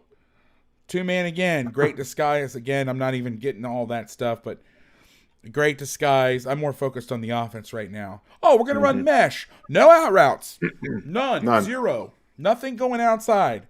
Now, I guess you could say you keep running that mesh. Clock is winding. Gain of 3. Okay, no timeout. No, they do call timeout. I'm sorry. Yeah. Fourth and 1. This is something else. You're down 23-0. You're backed up on your own 30. Not backed up. You're on your own 34-yard line. Okay. We can't punt it because you got to go for it on 4th down now. Okay. This is the fucking play they decide to run. So you can make fun of Big Ben all you want. Yeah. You can talk all the shit about him and make all the jokes and all this, but watch this horse shit. 4th and 1. This is what you decide to do. And the first play of the game, they ran a crack toss, not out of bunch, but out of kind of a quasi bunch. And they got smoked. I think it went for a 2-yard loss. Yeah, this one went for 3 yards. I was going to say, I think they improved on this, but no. Watch Melvin Ingram. Whatever idiot said that Melvin Ingram hasn't done shit. Watch this. Recognizes it's under center, sees the... I mean, and this is the other thing about this. Guys, you know, the subtle things in football. When I was younger, everybody... There was a coach I had that I worked with, and I can't remember exactly who, but I remember the lesson was they always said, there's a story on every play. They tell you a story on every play. These guys are telling you they're blocking down. Yeah, look at their splits. Look at the splits. Yeah. Look, and I love these receivers, and you can't see my... Well, I'll go to the camera. They'll be lined up like this. Yeah, so they're looking down the line. I love that in high school when you get the sniffer, or you either get the sniffer that motions across to the jet guy that's 3 yards off the ball like this. Yeah. I'm like, I think he's motioning. This is unbelievable. I mean, granted, I know Big Ben, you know, it may be time to hang it up, and I get all that stuff, but what the hell is this? Poor Najee, man. Yeah. So the Chiefs score, and then I cut it out. The Chiefs score. No, they don't score. I'm sorry. The Steelers actually get the ball back and then do some other stupid shit. And I got so mad. I'm like, I'm not even watching this. All right, so beginning of the third quarter. Love this blitz. Unlucky from the Chiefs. This is one of my all-time favorites. Simple, nothing groundbreaking. You're going to bring 2 to the side of the back with both backers. But if you look at their... Now, you kind of give away, so this is where subtlety in reading stuff is key, where it's been different than before. Up to this point, this guy's been sugaring up and doing this stuff, but because you're in man, you know, disguise is great, but you can never, line or disguise yourself out of doing your job. Now, this is where the argument for getting guys on different levels. I believe this is the play. No, I'm sorry. There's another play that happens. It's almost the same thing. This is just a simple cross dog weak. If you're a TCU stan, this would be Bullets Okie X. So I'm getting across. I'm coming down inside. I am going to come around. I'm going to take the back if he flares. Simple. Nothing crazy. One of my all-time favorite blitzes. But they get the ball. And this is where I'm wondering. Now, they did this route, and this is great. First of all, this is a death sentence right here. Yeah, gee, I wonder what he's gonna do to you. I mean, come on, my man. Like that stuff you see, like when freshmen come into the program and you get them out there for the first day of 7-on-7, and they're trying to do something. You know, you're like, oh my god, look at this. Yeah, well, that's what you get for that. So, but then he fumbles. Yeah, he just lets the ball go. Listen again. Now this isn't on. I mean, like at some point, these guys got to make plays. I mean. Listen, I'm all for being critical of coaching, but Jesus, I mean, what do you do? I mean, he just he doesn't get hit, he just drops it, and then doesn't get up to try to get it. Yeah. So check this blitz out from the back zone. All right. So first, the nose is in like the tightest shade he's been in all game. Like I wonder if he's crossing face. Right. I'm laughing because we used to have that huge tendency. So yeah, everybody does. Like I was in a defense where we played a 2-eye, and then every time we pressured, we played a shade, and it was like, gee, I wonder if they're gonna figure this out. Anyways, so like I've run this pressure with a couple different staffs, and here's my beef. All right, if the nose crosses face, All right, the guard picks up 50 and the back picks up 52, and you're like, unless you win a one-on-one, you're donezo, right? So, like, to me, what 90's got to do is understand that you, like, to the away from the blitz, you have a 3 and a 5 to set the edge of the pocket, right?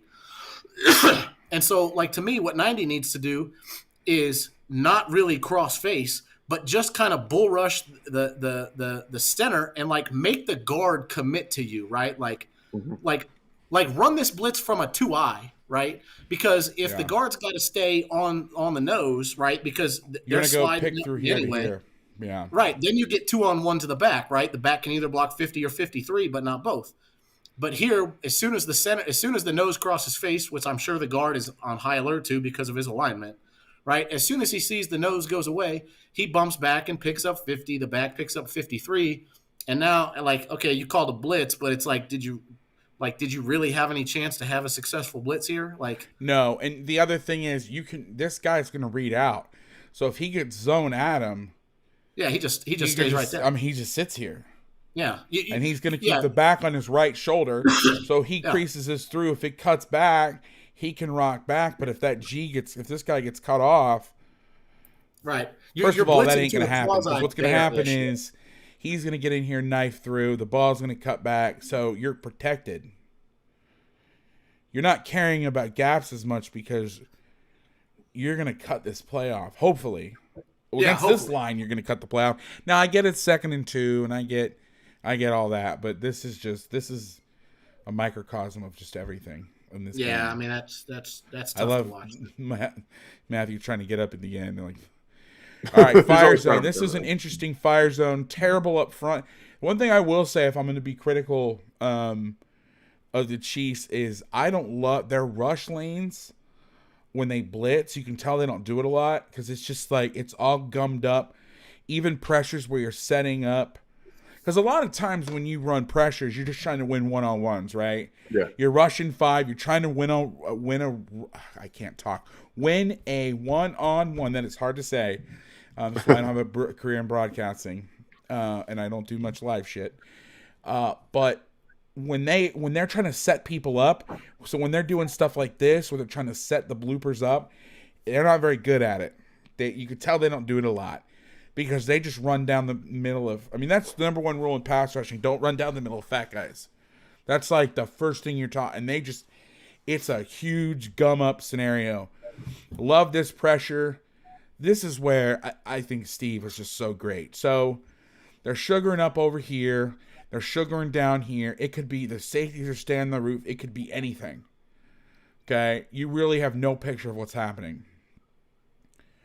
They run what some people call a steal concept because normally they have the Badger down here walking around and this guy walking around.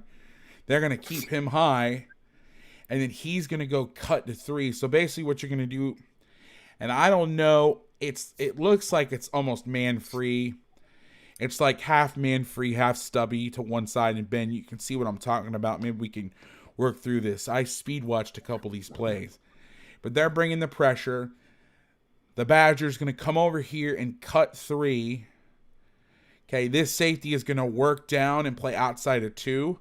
And then this guy's going to spin back. So it almost looks like they're playing stubby with poach or stubby with a middle-of-the-field guy. You could also make an argument that it is man-free.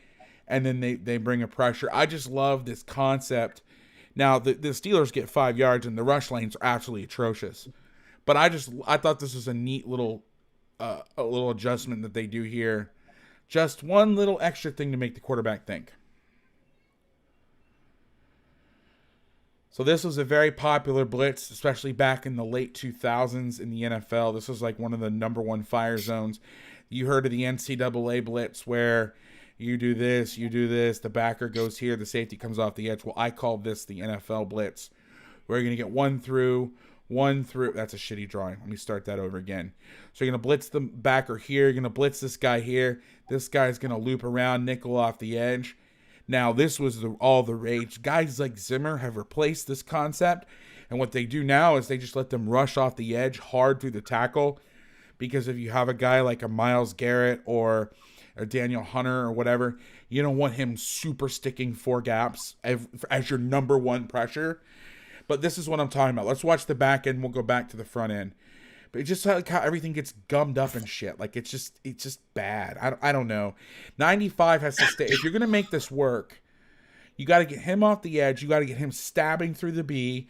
You got to get him rushed in here, so you can buy space for that. He's got to come up through here, and he's gonna drop. Okay, but watch what happens. 95 gets too wide, and then he tries to push back inside. 55 tries to run off his ass. 53 should come clean through here to get the center to commit. Yeah, that's not great. It's awful. They're like two-way going. Like the backer looks like he's got a two-way. Too many people have two-way goes, and it's just they're. I mean, look at the final distribution when the ball's released. Yeah, the ball's about to come out. That ain't it. Yeah. So, not a great job there, but let's watch now the back end here. I just loved, and this is where I couldn't tell if this was stubby or man-free.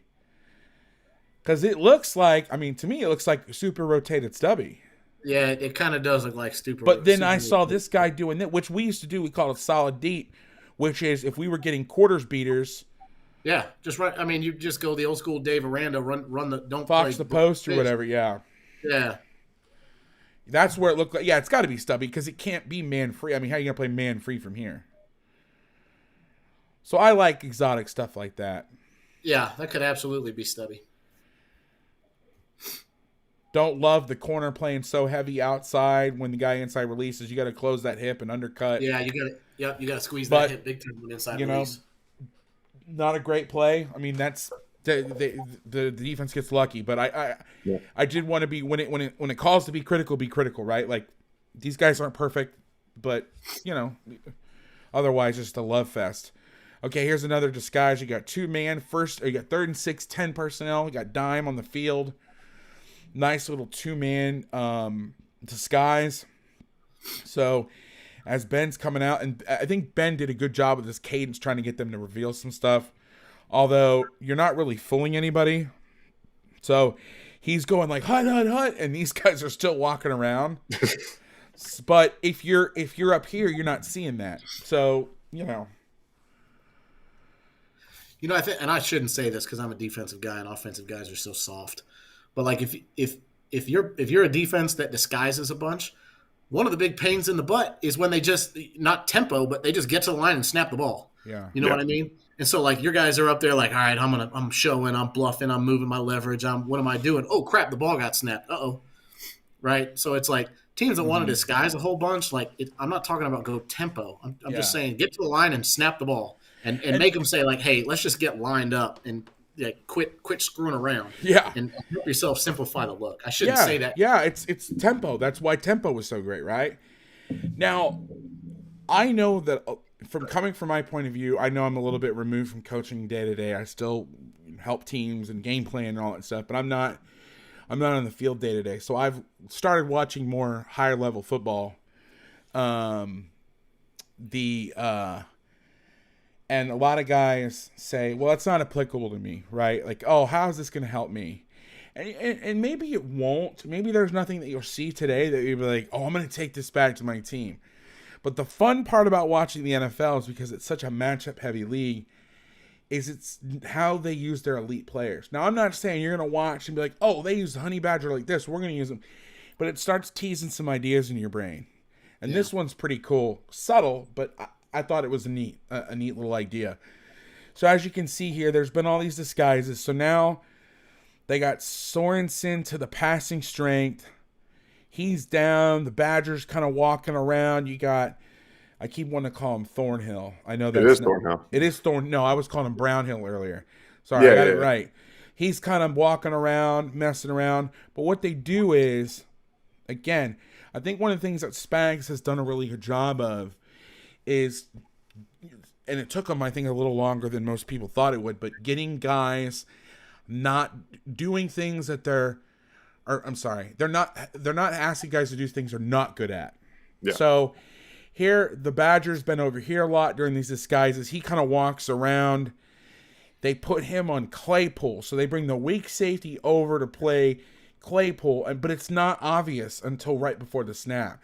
It's those little things that coaches, if you're watching this and you want to implement some things, think about ways in your program that you can just take little shit like that, just little nuggets, and make that other quarterback get to think about that one extra step, rather than, oh, there's too high, nobody's moving, nobody's doing anything.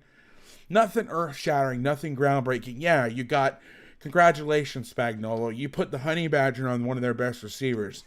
Well done, bravo. But in all seriousness, like, without just lining his ass up over there and then lining up the safeties deep, that's the little thing that you kind of have to, that quarterback's going, what's going on? And he's thinking about you, not thinking about what he's going to do. And I just see so many opportunities. This is one of the biggest things when guys send me film and they're like, how can I improve my defense? Or what do you, my first thing is cheap and easy. Having guys walking around and doing shit, cheap and easy, right? As long as they get to where they need to be. How little time does it take to do something like that, but screws with an offense? I don't know. Ben, what are your thoughts on that? Yeah, I agree that cheap and easy is hard to beat. Yeah. And I think, like, especially at the high school level, which, full disclosure, I've never coached high school football. But I would imagine that backers, kind of mugging up, from an apex lineman or doing stuff like that. Great catch, by the way. Sorry. That's going to make a lot of quarterbacks nervous, especially at that level. Because earlier we talked about him being able to blitz an A gap, and I know that I don't think they did that this game, but this, I mean, you got to think of all the guys that's not in the front four. Who are you looking at every snap? Right. Yeah. Where's 32? Meanwhile, minus like, okay, safety structures. What are the corners doing? But I guarantee you, before every snap, this guy is thinking in his head, "Where's 32 at?" No doubt. And the fact that he can become in a proximity where he could blitz an A gap, and I'm sure I've seen him do it in other games. Yeah. So all of a sudden now I'm going to go play cut technique on their best receiver. I don't know, that just that little stuff like that, I think is great. Yeah. Great throw, great catch against. This is why 5 trap. What Belichick calls 5 trap. What Georgia calls Cougar exists. Yeah, especially one of the staffs I was on, we were a huge, like, kind of bluff the nickel, like the Chiefs have done a bunch of times in this game. Even versus 3 open, like, our nickel would be lined up inside of 3 and in some calls be responsible for 2, right? Yeah. But, what teams started doing is realizing, like, hey, we're completely out-leveraged on outside throws. This poor nickel's running for his life, and he'll just not get there.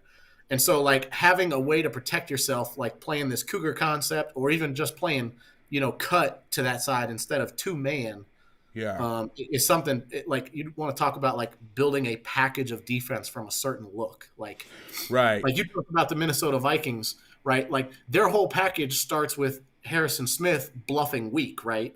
But out of that look, they've got all kinds of pressures and coverages and just brackets and like the package that they have is pretty crazy. So like you see Harrison Smith bluffing weak and you're like, this honestly gives me no information because I've seen him play almost everything from this look. Yeah. And for those of you guys who don't know, Cougar and trap is the corner's going to sell like it's 2-man and then he's going to pivot off, knowing that versus 2-man, what a lot of people are going to do is throw outs. Now, I get it's 3rd and 6, but I also get it's 30-0, I believe, at this point. So I get why they're giving up the 5-yard out, but it is one little adjustment. This is where cover 8 is great. Cover 8 being quarter, half. You get your bluff looks. It looks like one high. And especially if you have the quarter side to the side the tight end is on. This looks like cover 1, doesn't it? Yeah. And then all of a sudden, psych! Yeah, it's cover 2. It's half, quarter. So half's to this side. People ask, what's cover 8? It's a term that Fangio uses for half, quarter. But, what about this looks like it's going to be half, quarter until the ball's snapped? Yeah. Yeah, the normal way to play that would be to play, quarters to the passing strength of the nickel and then cover 2 away. 8 just flips that. So you would play cover 2 to the nickel and quarters to the other side. Yeah, and we've talked about this on previous episodes, but like why it's so good in the NFL is because the hashes are narrower, so you're playing the half side, you don't have to cover as much ground. Where if you try to play half, quarter in high school with the wide ass, it's not great, which is why you don't see a lot in college, you don't see a lot in the pros. Yeah. Or I'm sorry, you don't see a lot in college, you don't see a lot in high school. All right, so we got 4th and 4 here. You got a little twist away from the center.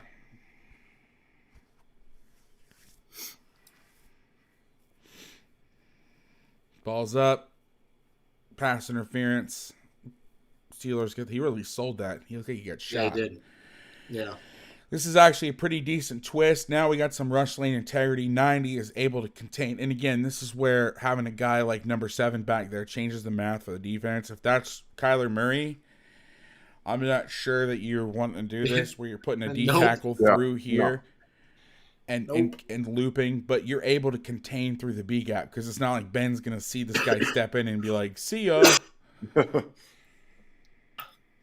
Yeah, against, like, that's why things are so game plan specific. Like, against Roethlisberger, like, how important really is rush lane integrity? Like, probably not that much.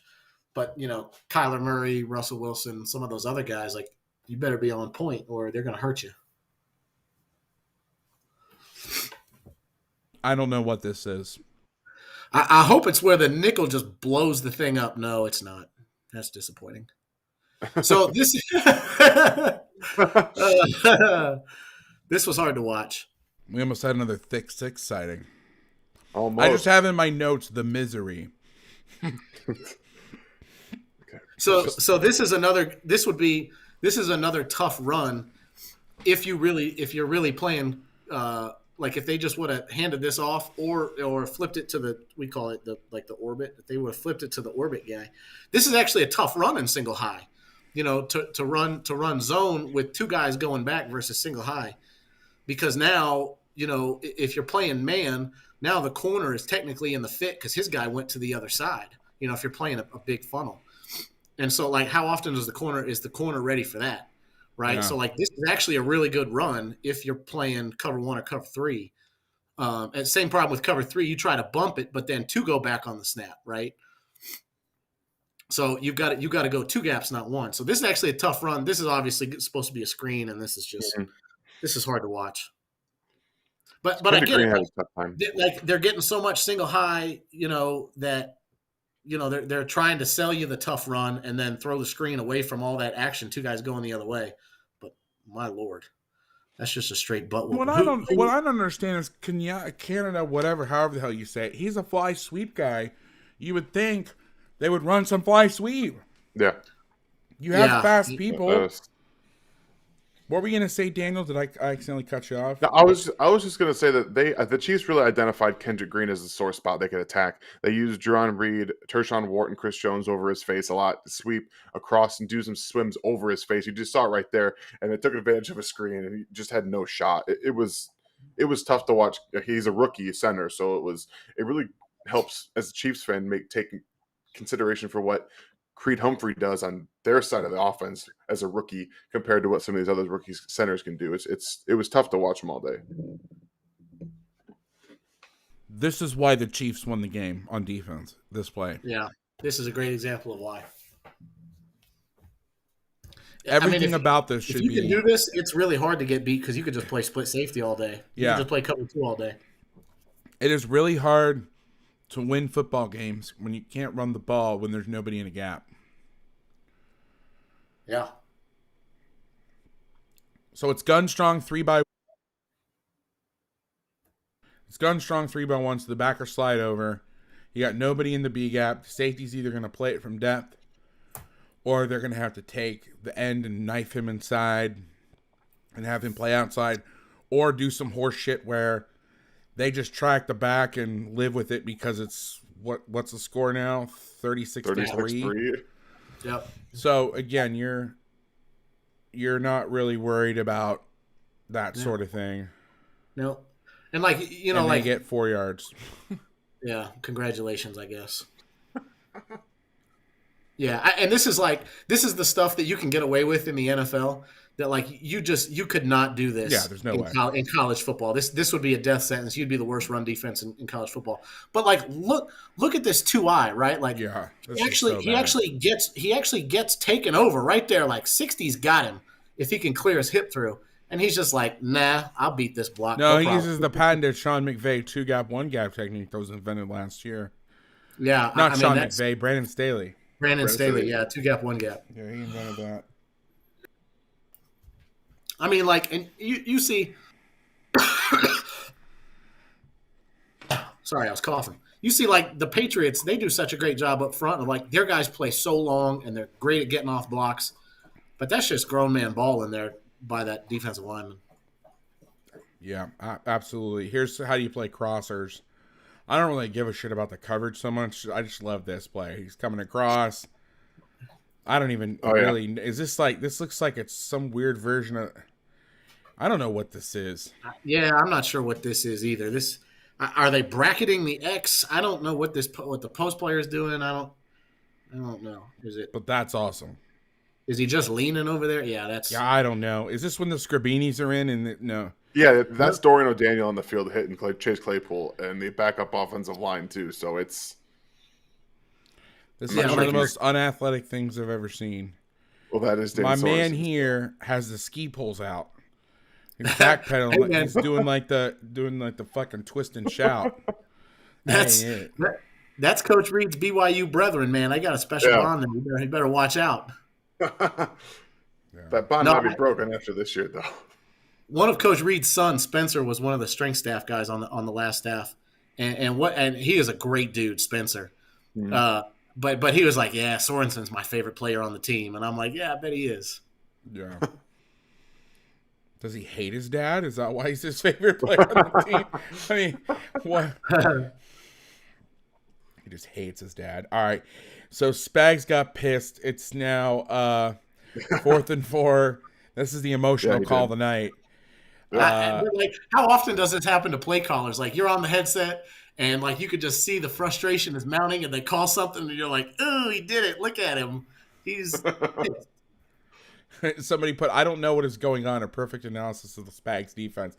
Although that is funny, I will say, that was the only call where I was like, I mean, I watched this. Let's go back real quick. Like, I don't understand. So when you put coverages together, when you're looking at them, like to me, this would be a weird 3 buzz, right? If you had like 3 buzz skinny, where you just lined up in it, right? So you got the corner playing the 3rd. I'm playing Rippler's match on 2. I am just lining up down here, and I'm your strong hook defender. I'm weak hook. Yeah. But then he just lets this go. Yeah. Like and normally then this guy like leans over and is double. And that I wonder if this is the guy that's making. I mean, because everybody else is playing. This is 3 buzz, right? Yeah. Yeah, and they're just having the strong hook take back too. This is what threw me off. Maybe because it's the red zone. There's no point in playing the middle of the field, because otherwise it's 3 buzz. It's 3 buzz skinny. So they're playing match 3 on this side, and then this side normally they would carry this, but because it's not a slant, maybe he's letting it go. The strong hook defense. Maybe that's why he lines up down here. Right, like all the so ways he's not having to buzz down, drop, and then play. He can just play it top down. Right. But this is what screws up the whole thing for me. Yeah, I don't know if that he's like just leaning that way. Like Claypool's in the slot. Okay, I understand why you would lean. Oh, that I way. know why. He's probably because it's 1 high. He's thinking I'm going to throw the fade out here because Najee's out here. Maybe. No, maybe. Maybe a guess. Maybe hey, do something like this and then work back. But again, this is pure guesswork. I don't know for sure. Yeah. Anyway, sorry. All right, so this is how you beat the Blitz. You run the West Virginia Bucket Lily spin. It's a route my old mentor taught me. I think some people call it a whip route, but I prefer the West Virginia Bucket Lily spin. Or no, actually, no, this is just a country-ass one-step slant. My bad. Yeah. Actually, that's not even a one-step slant. That's like an outside. He doesn't even gain any ground. You know, I've always wondered those plays where the offense gets in. They get in like this, like a stack, and then they motion the guy and then throw him the ball. I drew up that play like when I first started coaching, and I was like, why doesn't anybody just like have him go and then throw it on the run like that?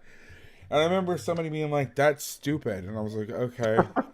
And then now I'm seeing it. I was like, see, I was right. But anyway, this is how you beat Pratt, and this is probably what. This looks like bad Spags. Now, is this Scrubby Dub time? Yeah, that's DeAndre Baker, number 30 in there. Had not a whole lot of reps this season. He's a Georgia corner? Yeah, I was about to say former number 1 overall, first round draft pick, for the Giants a few years ago. For all you young DBs out there, stop dropping your hands. Your hands go out, your feet go wide. You can't change directions. Yeah, you're done. Oh, the misery. And he almost starts motoring out of there before the ball's even snapped. Like, Yeah, where are you he gave it away. Like the ball is coming out right now. Like, why are you backing up? Like, to there's me, no reason. if you were gonna use that hammer technique or something, like, now's the time to use it, right? Or it's like, if I'm on the backside of 3x1 and I know we're zero blitzing, right? Like, I'm inside leverage and I'm stepping with my inside foot and I'm gonna hammer this guy. Literally, and was then about to play say the fade if it shows up. exactly. Okay. I was like, why are you showing to the outside in zero blitz coverage? Like, I love that they have the Scribinis in and they still have this guy in. And I guess they must be light on safeties with COVID. Maybe, I don't know. Well, they got play, the starting they pretty strong. much play. They pretty much play Thornhill. Period. No matter what. Ben, this is Saban's lightning blitz, where they grab here, grab here, and they bring. They're doing it with the backers though. Yeah, but they're bringing edge. They're just bringing 7 people. Yeah, but in concept, it's the same thing though. Yeah, it's same deal. I just don't think you have outside yet. Yeah, I actually like this better. So all you're trying to do is you're trying to grab these 3 and then rush one more than they have. Yep. I mean, that's how you beat it, right? Yep, that's how you beat it. All right, here's a little Tampa fit up on the back end. I know we're in scrub-it up time, but just a couple things I saw. This is a good Tampa pass fit. Here's something else I wanted to point out, like, as we watch this thing. Go ahead. We've watched, what, 20-something plays? 26. How many times have they been in this basic formation? Yeah. Like, you've either been in bunch or train off. Like, yeah. There's no unique formations. There's no motioning. There's no shifting. There's nothing to help him identify. There's nothing that's like a motion or something that's going to cause the defense to make a mistake. You know what I mean? Like, they're not attacking Kansas City's defense. They're just like kind of running some plays, right? Like, but how much cover 2 of the Chiefs played tonight? A bunch, and you just haven't seen it really attacked very much. Well, they've done it every week. This isn't like some prize shit. Like when Staley busted out one cross against the Chiefs, which they have in their playbook, but the fact they ran it like 80% of the time in the first half, you're like, okay, when I went and broke that game down, tack here, but this is what the Chiefs do. Yeah, that was wild. When I went and broke that game down, they ran it like 20 times in the first 30 plays of the game. And brother, I was like, somebody was telling me how good of a play caller Staley was. I'm like, listen, he is a great coach and a great game plan, but how can you say he's a great play caller? First of all, he's not calling the plays, and second of all, he's literally calling the same thing. Maybe that's a great play caller. It works, right? So we do this continuously. By the way, don't fix it. I guess I don't know. I don't know. Guys, drop a thumbs up, drop a subscribe, do all that corny YouTube shit I'm supposed to say that I don't really care about. I'll just pay for followers from Turkey or whatever. I heard about that shit where you can pay for people to follow you. Yeah, there we go. There's a thumbs up. I hate saying that. So I've done like 12 of these or something now. I've only got 1 thumbs down. And it's when I said, like, hey guys, if you're liking this, throw a thumbs up. So now I'm always nervous to say it. Anyway, this is a nice little attacker here. You're getting dagger. They're going to run a post because it's too high, so they're going to bend this inside. Now, here's what I don't understand. Ben, talk me through this, brother. Daniel, you too. If I know I'm playing a team that's in a lot of Tampa 2, and I'm in 3x1, why am I not putting my best guy at the third receiver and running him down the pipe? You got me beat. I wish I knew that. That seems now. You know, let me frame this a little differently. I know in the honey bat. Now this might be some like galaxy brain shit, and they're doing a lot of disguising, so they could probably screw with you. But I think like if they lined up normally and the Badgers gonna wall 3, then put your best guy at 2. Yeah, and, move them around. You know what I mean? Like they just have this shitty tight end. Yeah, they're not. He's only in there to chip and then run a check down. Like, that's what he's done all game. Yeah. They were running plays for Ray McLeod out of the slot instead of having Deontay Johnson get in there. You want to run those plays for Ray. What? Yeah, it doesn't make any sense. Put Deontay Johnson in the slot and get your best player in space and draw up plays for him instead of Ray McLeod. They don't know what they're doing. This is why, like this concept right here is a reason why I love the way the Vic Fangio people teach that cover 8. The way the nickel reads the release of 1. Because then you can play the dagger route. And in fact, I have a great clip of the Denver defense playing the dagger route perfectly in cover 8. I wish I could have you share your screen. I don't even know how to do. It says I can share my screen. Hold on. Well, let's get through this, and then at the end we'll pop that on. I don't want to experiment and have to try to get back to this. All right, I threw this in because this is one of my all-time favorite blitzes. If you're a TCU fan, dogs beeline. You're bringing 4 from a side, bringing the end up field, bringing this guy underneath, getting him down inside, bringing him up inside, trying to get 2 on the back. The Steelers actually do a good job of picking this up. They get the ball out. It's incomplete.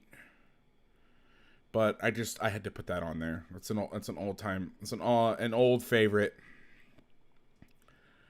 Now the only way that you can block this pressure is if you slide the center and the back to the same side.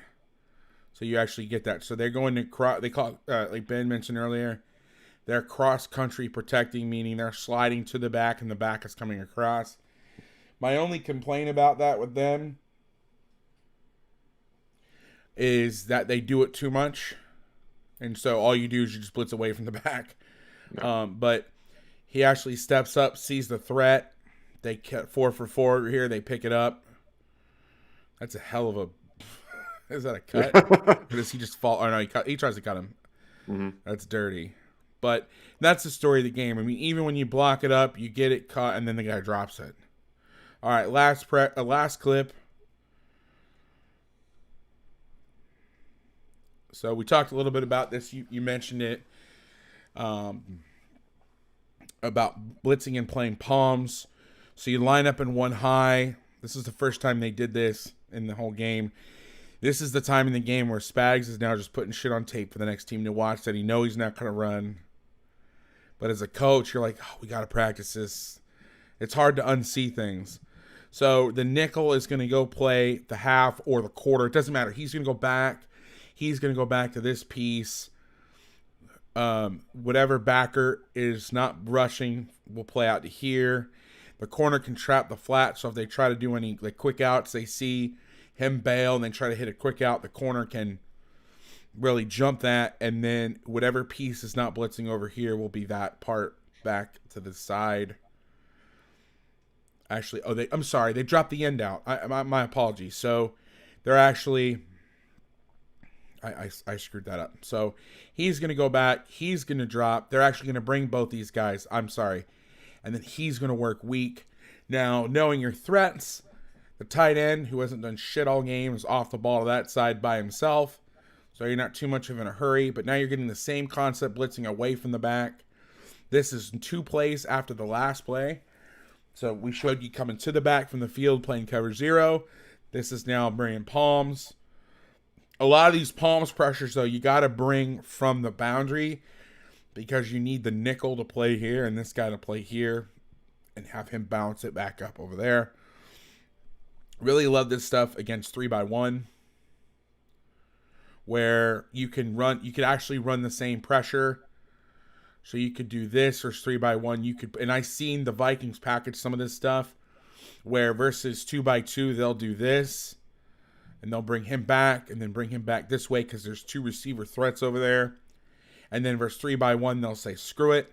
They'll put him outside. They'll be him in the inside piece if there's a 3rd receiver.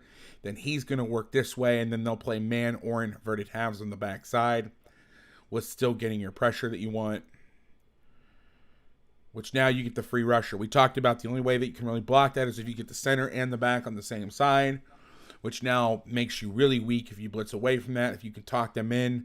Again, this is not even cut up. This is, like we showed the last blitz, and I was like, the problem when you cross-country protect all the time is now you just blitz away from the back.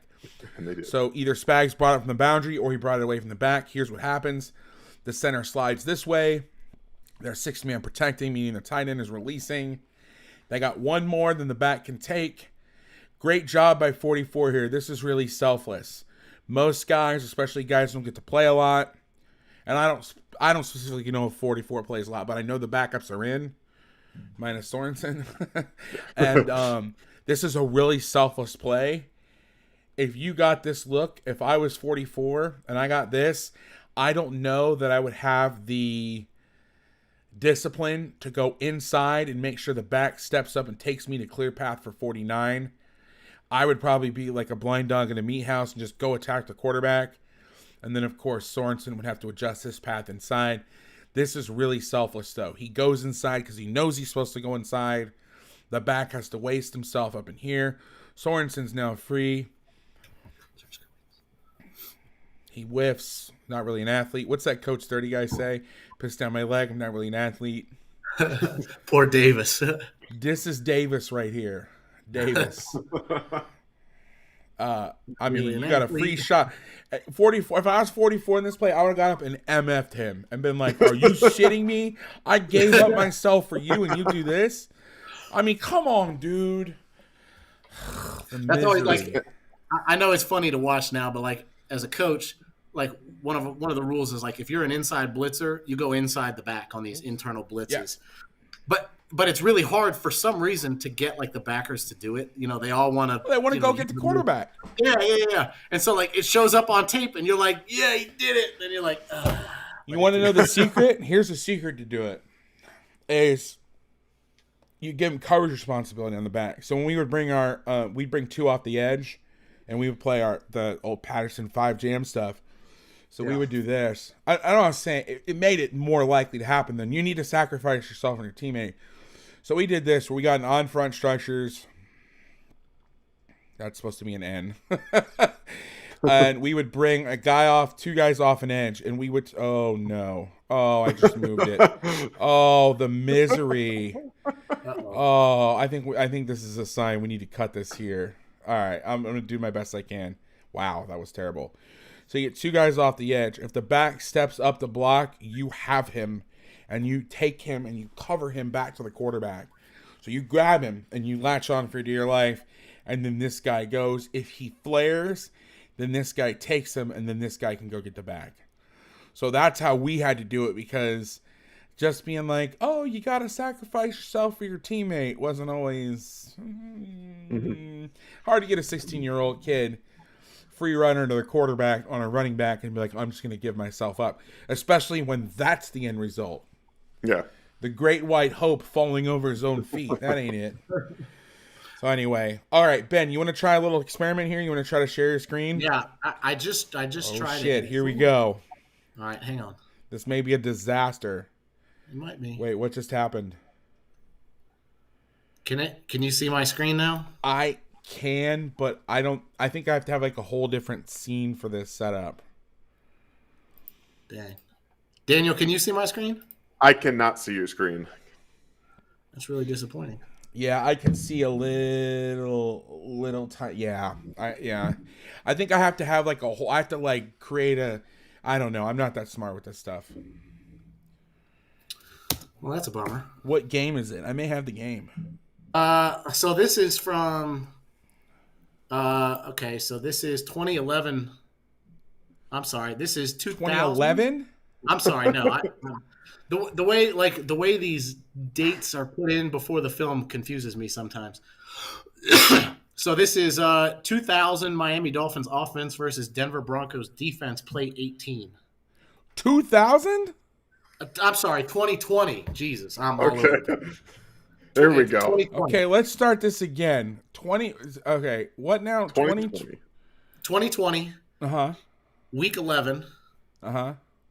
Miami Dolphins offense versus Denver Broncos defense. I don't think I have that. Damn it. What's the play number for those sickos that have their stuff on file? It's play number 18. Okay. Take the viewers through. Paint a picture with your words. All right, so it's 3rd and 10. Okay. So Miami's in a 2-by-1 formation, gun split. Mm-hmm. Okay. And so Denver's playing their cover 8, right, which is quarter or cover 2 to the nickel and quarters away. Mm-hmm. So the way they play it versus 3-by-1 or 2-back, the corner to the quarter side is actually man to man. because the safety that would normally be playing quarters over there versus 3-by-1 or 2-back, he's actually going to poach front side. Not poach in the Saban sense like you've got 3 vertical, more in the sense of like you're going to work to the middle of the field regardless. And so like if you're watching it, it might kind of look like 3 cloud to you. But basically what happens here is they try to run this dagger concept, but 34, the nickel, as soon as the ball is snapped, just throws his eyes out to number 1 and sees that number 1 inside releases, which basically means you're not going to get verticals, right?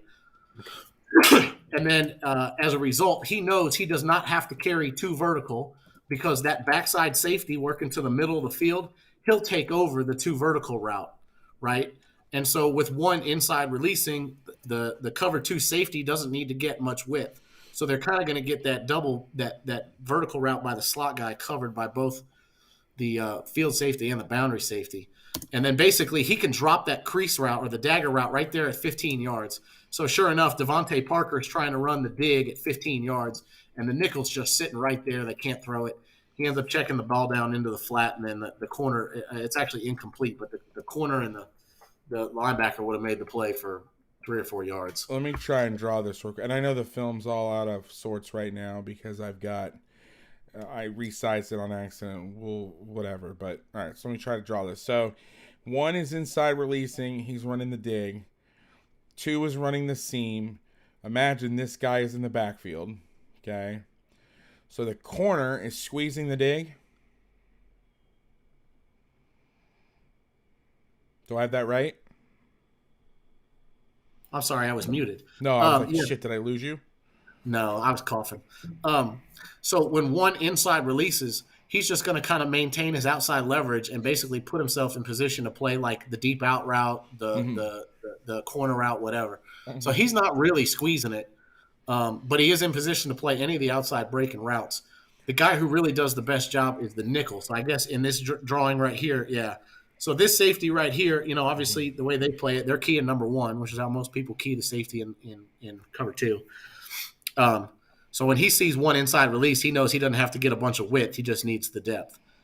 And then the way the Fangio guys play it is that backside safety versus 3-by-1 or 2-back, he's actually going to work to the middle of the field regardless of what happens. Yeah, just like that. The guy who makes the play, though, is the nickel because at the snap, he puts his eyes out to number 1 to see what the release of 1 is. And when he sees it's an inside release, he knows he's not going to get 4 verticals, right? If he got outside release, now he's got to carry 2 vertical like he would in man-match cover 2 because he could get straight verticals, and now the safety's in a huge bind because he's got two verticals running on him, and that's bad news bears. Mm-hmm.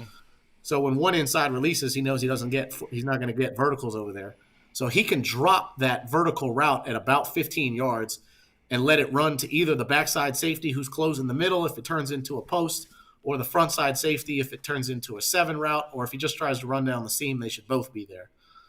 So, and then they try to he's looking to throw the dig to Devontae Parker, but the nickel's sitting right in the window, can't throw it. He's got to try to check it down, and it's incomplete. So it's just my question is the backside safety is not even if the quarterback looks at number 1, he's still pushed in the middle of the field. Yeah. So all right. So that's the second level to it. All right. So I've got a whole cut up of this, and Kareem Jackson is their safety, and he plays in the boundary a lot or away from the nickel.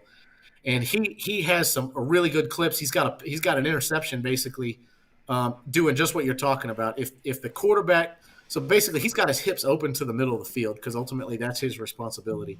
Mm-hmm. But he is reading the quarterback. If the quarterback is staring down the X, right, which I imagine offensive guys are when they see that they're kind of going to treat that like single high, and just say, hey, if you like the one-on-one matchup with the X, just take it, right? So the safety does a great job of looking at the quarterback, and I'm sure it also depends who the X is too. If Devontae Parker would have been the X. He's probably not as quick to the middle of the field.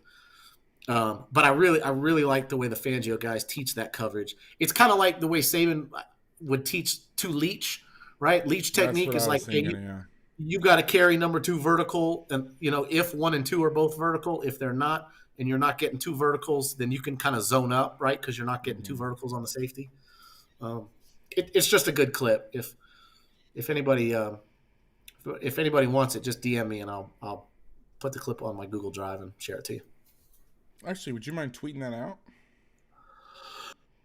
Or do you not want to get your Twitter shut down?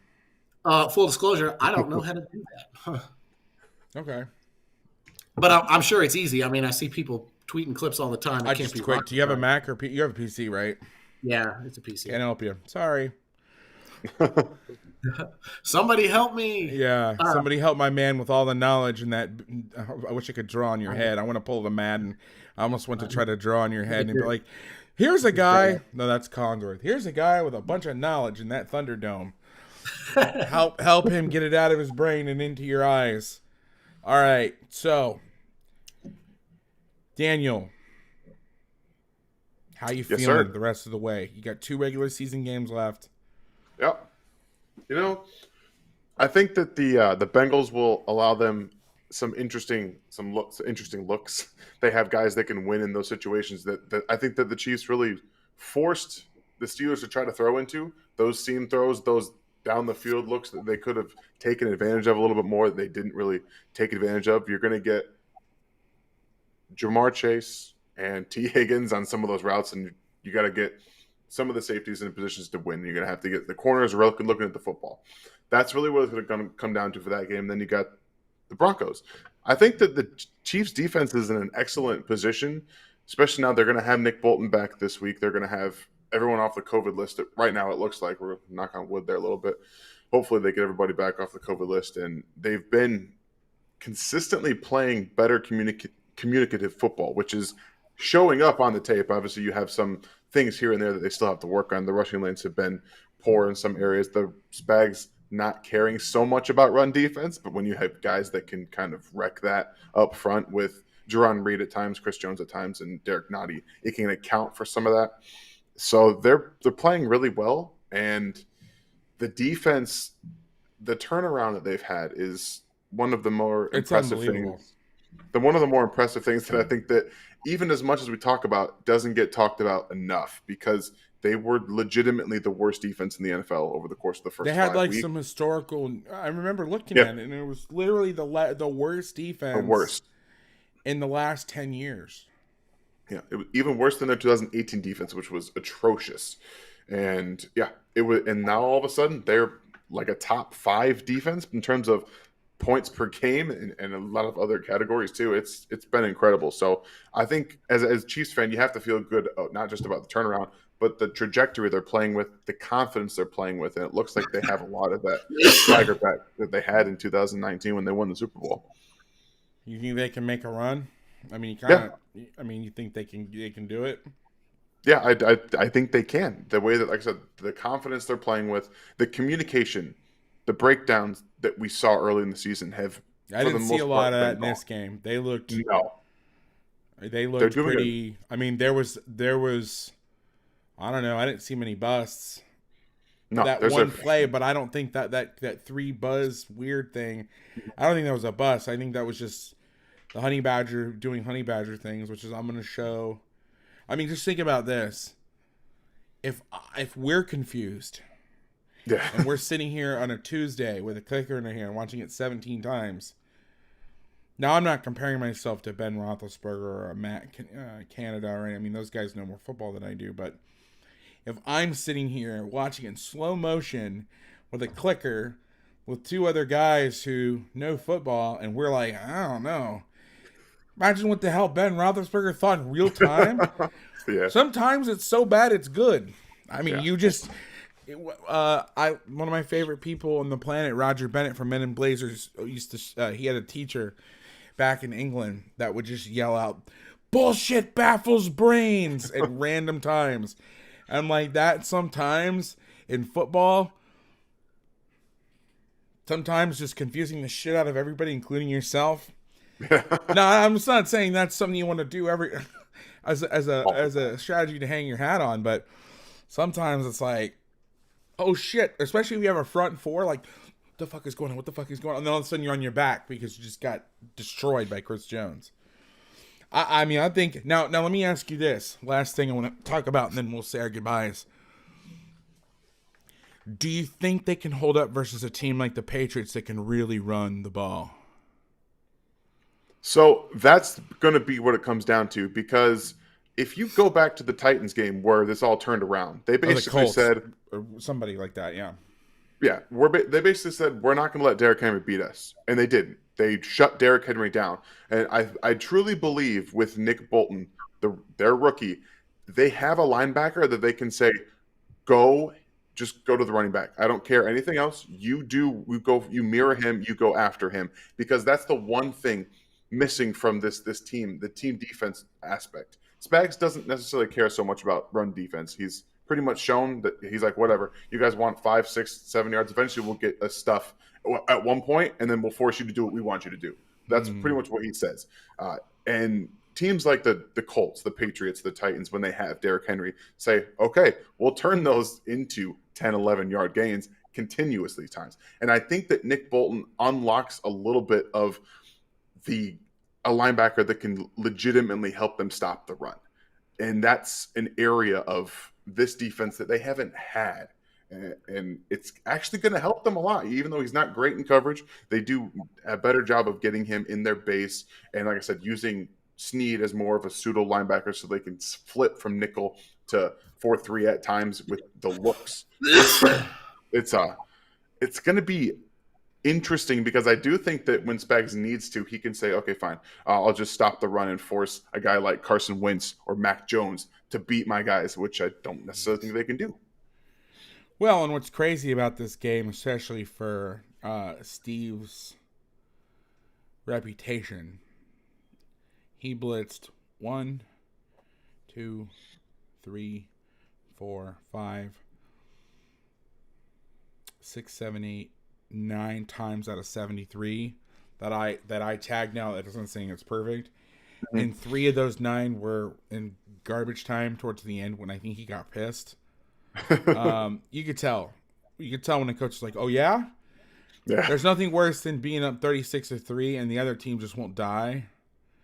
And that you got the scrub-a-dubs out there. No, I know that's the NFL. Like, there's no scrubs. Yeah. I mean, it's like those videos of those guys you see, like at the YMCA, like guys that are like G League players that go and play against normal people, and it looks like Michael Jordan in his prime. Yeah. Like a shitty NFL player is still freaking amazing. Yeah. But there's definitely a difference between a DeAndre Baker and a Snead, right?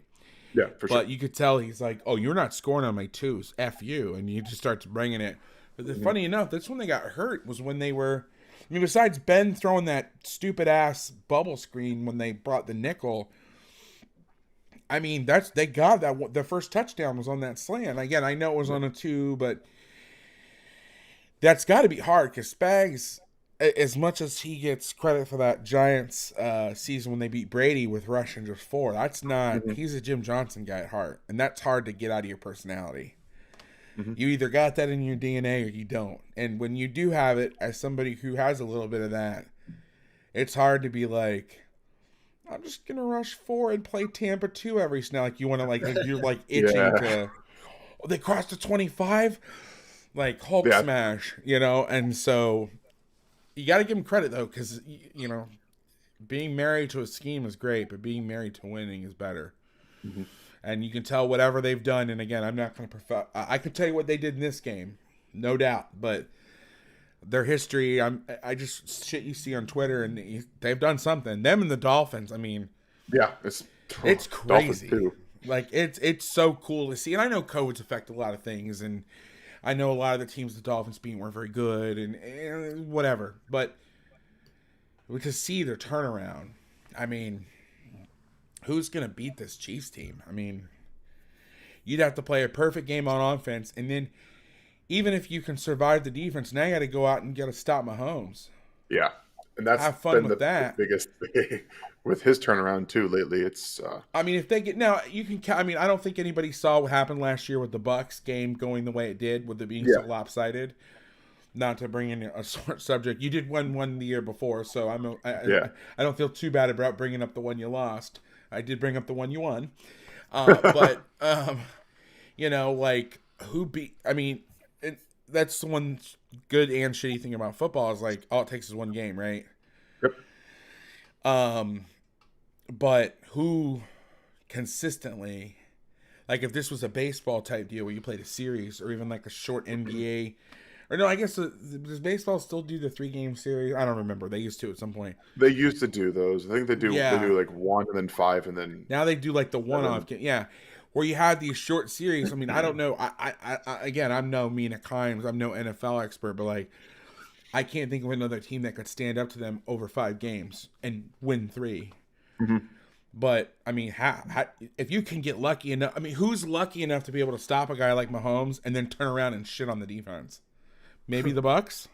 Maybe, and even then, I think that the offensive line the Chiefs constructed has allowed them to play with the Bucks. I think that's the reason they went out and said, we're going to draft 2 guys that are going to be studs, and we're going to bring in a Joe Tooney and bring in an Orlando Brown Jr. Like they had to figure it out, and they did. So it's.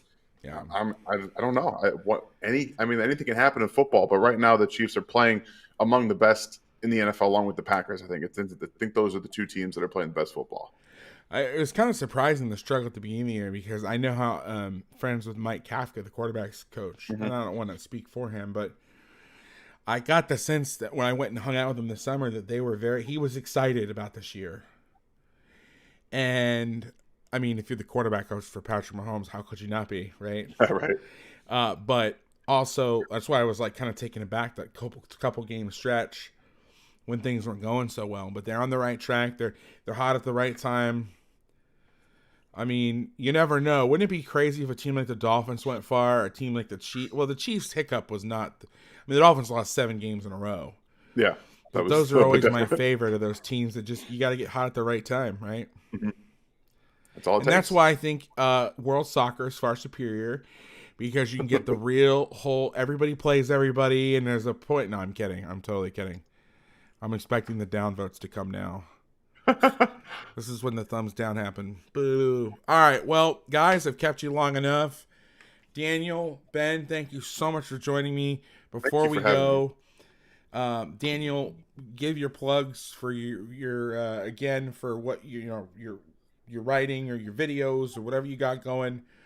Give those plugs again. And thank you so much for coming on. Daniel, where can we find your work again? I thank you so much for having me on, everybody. You can find me at rgrfootball.com. It's a link that will take you right to the YouTube page. RGR Football? rgrfootball.com. Right to the YouTube page. You can find me on Twitter at inharmsway19. That is my Twitter page. By the way. I love that. Because when I went to look up, for some reason I was trying to type in your name and I couldn't remember your handle.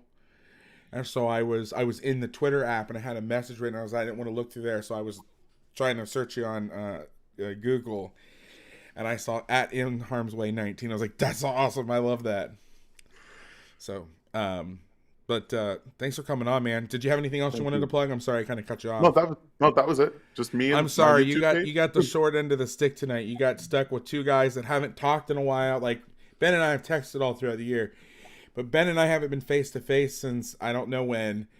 You got 2 football guys that are just, like, geeking out. We're, like, talking about shit from, like, plays last year, the Broncos. And I loved it. See, I love that kind of stuff. So it was okay for me. I assume everybody else enjoyed it, too. I hope so. Of jargon. It was great. I loved it. So these things are always – they're better now, but at first it was just fucking chaos. Because I was like a squirrel chasing a nut. I'm like, oh, so this reminded me of this one play – because, like, I didn't think of it as, like, okay, I'm going to do this thing. Because I didn't know. I was like, oh, I'll fire this up. If it sucks, whatever. And so I was trying to pack so much information into, like, one episode. Like, it was, like, the only time I was ever going to do this. And so I was going off on all these tangents, and I felt bad because the person sitting there was like, yes, I hate this. I want to leave. But I got, like, a hostage. I think one of the nights the dude had to go, and I was like, all right, well, I'm going to keep going. And I flew solo for like the last 30 minutes because we went like 3 hours. But awesome, man. Thank you for joining. Thanks for saying yes. Benjamin. Yeah. What's that COACHTUBE course? What's the title of that COACHTUBE course? I think it's called Using Microsoft Vizio to Draw Your Playbook. Something. I mean, I think it's Using Microsoft Vizio to Draw Your Playbook only if you don't have Huddle. And there's no way for you to get Huddle, and I think that's also like in parentheses.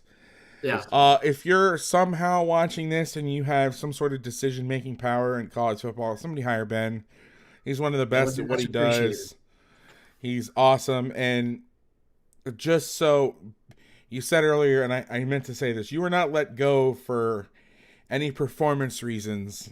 No, It was yeah, a house clearing situation. So yeah, that happens it does. sometimes. Two types of coaches, right? Well, now I'm the second kind. Yeah. So I only got fired. Well, I was gonna get fired at my first job, but I quit before they could fire me. Ew. But Take I would that. have been on that. It was literally the coach. The coach didn't like that. The kids liked me more. It was insane, and I got wind of it, and so I was like, "Psych! Here's my resignation letter." So, but yes, I would have been. I knew the guy was a dickhead, but I got fired from my. I was gonna get fired from my first job. It was a terrible school. Like it was a awful situation, and it was the best thing that happened to me. And I was looking to get out anyway, but I Yeah. still was like, "Fuck, man! Like, I got fired from my first job." But it was. I mean, the guy and I like made peace that later that year. He came in my section final a couple years later and sent me books and everything. But it was still like, I'm getting fired from my first actual coaching job. What the fuck? But anyway, there are two types of coaches. Guys, thank you again so much. And you shout out your Twitter. It's BenR4033, correct? Yeah, let me double check that. Yeah, at BenR4033 is my Twitter handle. Follow me, DM me, whatever you want to do. I'm cool. Yeah, and if you have any tips, I don't know if your DMs are open on how to get that video. If you got any video folks that can help my man out, because I'm sure you got so many of these good clips lying around. I need to edit my profile settings so that people that don't follow me can DM me. I had to turn, and I do this every year, but like once we get like halfway through the season, I turn my Twitter notifications off because I get like 400 DMs or notifications a day from like kids following me, like high school recruits following me, and like parents following me, and like all sorts of DMs about like, here's my huddle highlight, like. And so I honestly, I just turn them off. And so I went into my DMs today, and I actually have a bunch I need to actually really respond to. Sorry if you're one of those people. But yeah, now that I'm not going to be getting hit up as much anymore, I'll change the settings so even if you don't follow me, you can DM me. I think that, so I had that policy. I don't do that because my whole thing on the show's account, if you follow me, I follow you back unless you follow me in the last 72 hours. And if I'm wrong on that, let me know and I'll follow you back. But I'm like, no, you can't DM. If you want to DM me, you at least have to follow this account. I don't give a shit. Yeah. Even if you follow me and then unfollow me, we're not doing that. Oh man, I had something I was gonna ask you, and then I got sidetracked. Oh well, I'll think of it. Dude, I had a kid. I remember what it was. Go ahead. I had a kid DM me his huddle highlight video every day for like 6 weeks with the exact same like message, like copy and paste, like, "Hey coach, will you evaluate my film?" And like, that's how I got my job in Miami. So whatever, I called him every day for 6 weeks. Yeah, that's not so much different. No, somebody posted on Christmas Day that coaches were about to post their Christmas dinner and people were going to post their huddle highlights to it. And then somebody replied with, "Oh, coach, that's a really cute dog. Speaking of dogs, you got one right here in me." I was dying laughing. I love it. All right, man. All right, guys. I'll see you next week. I'm planning on doing this till after the Super Bowl, unless all hell breaks loose. And thank you again for joining me, guys, and I will see you next week. See you, everybody. Appreciate it.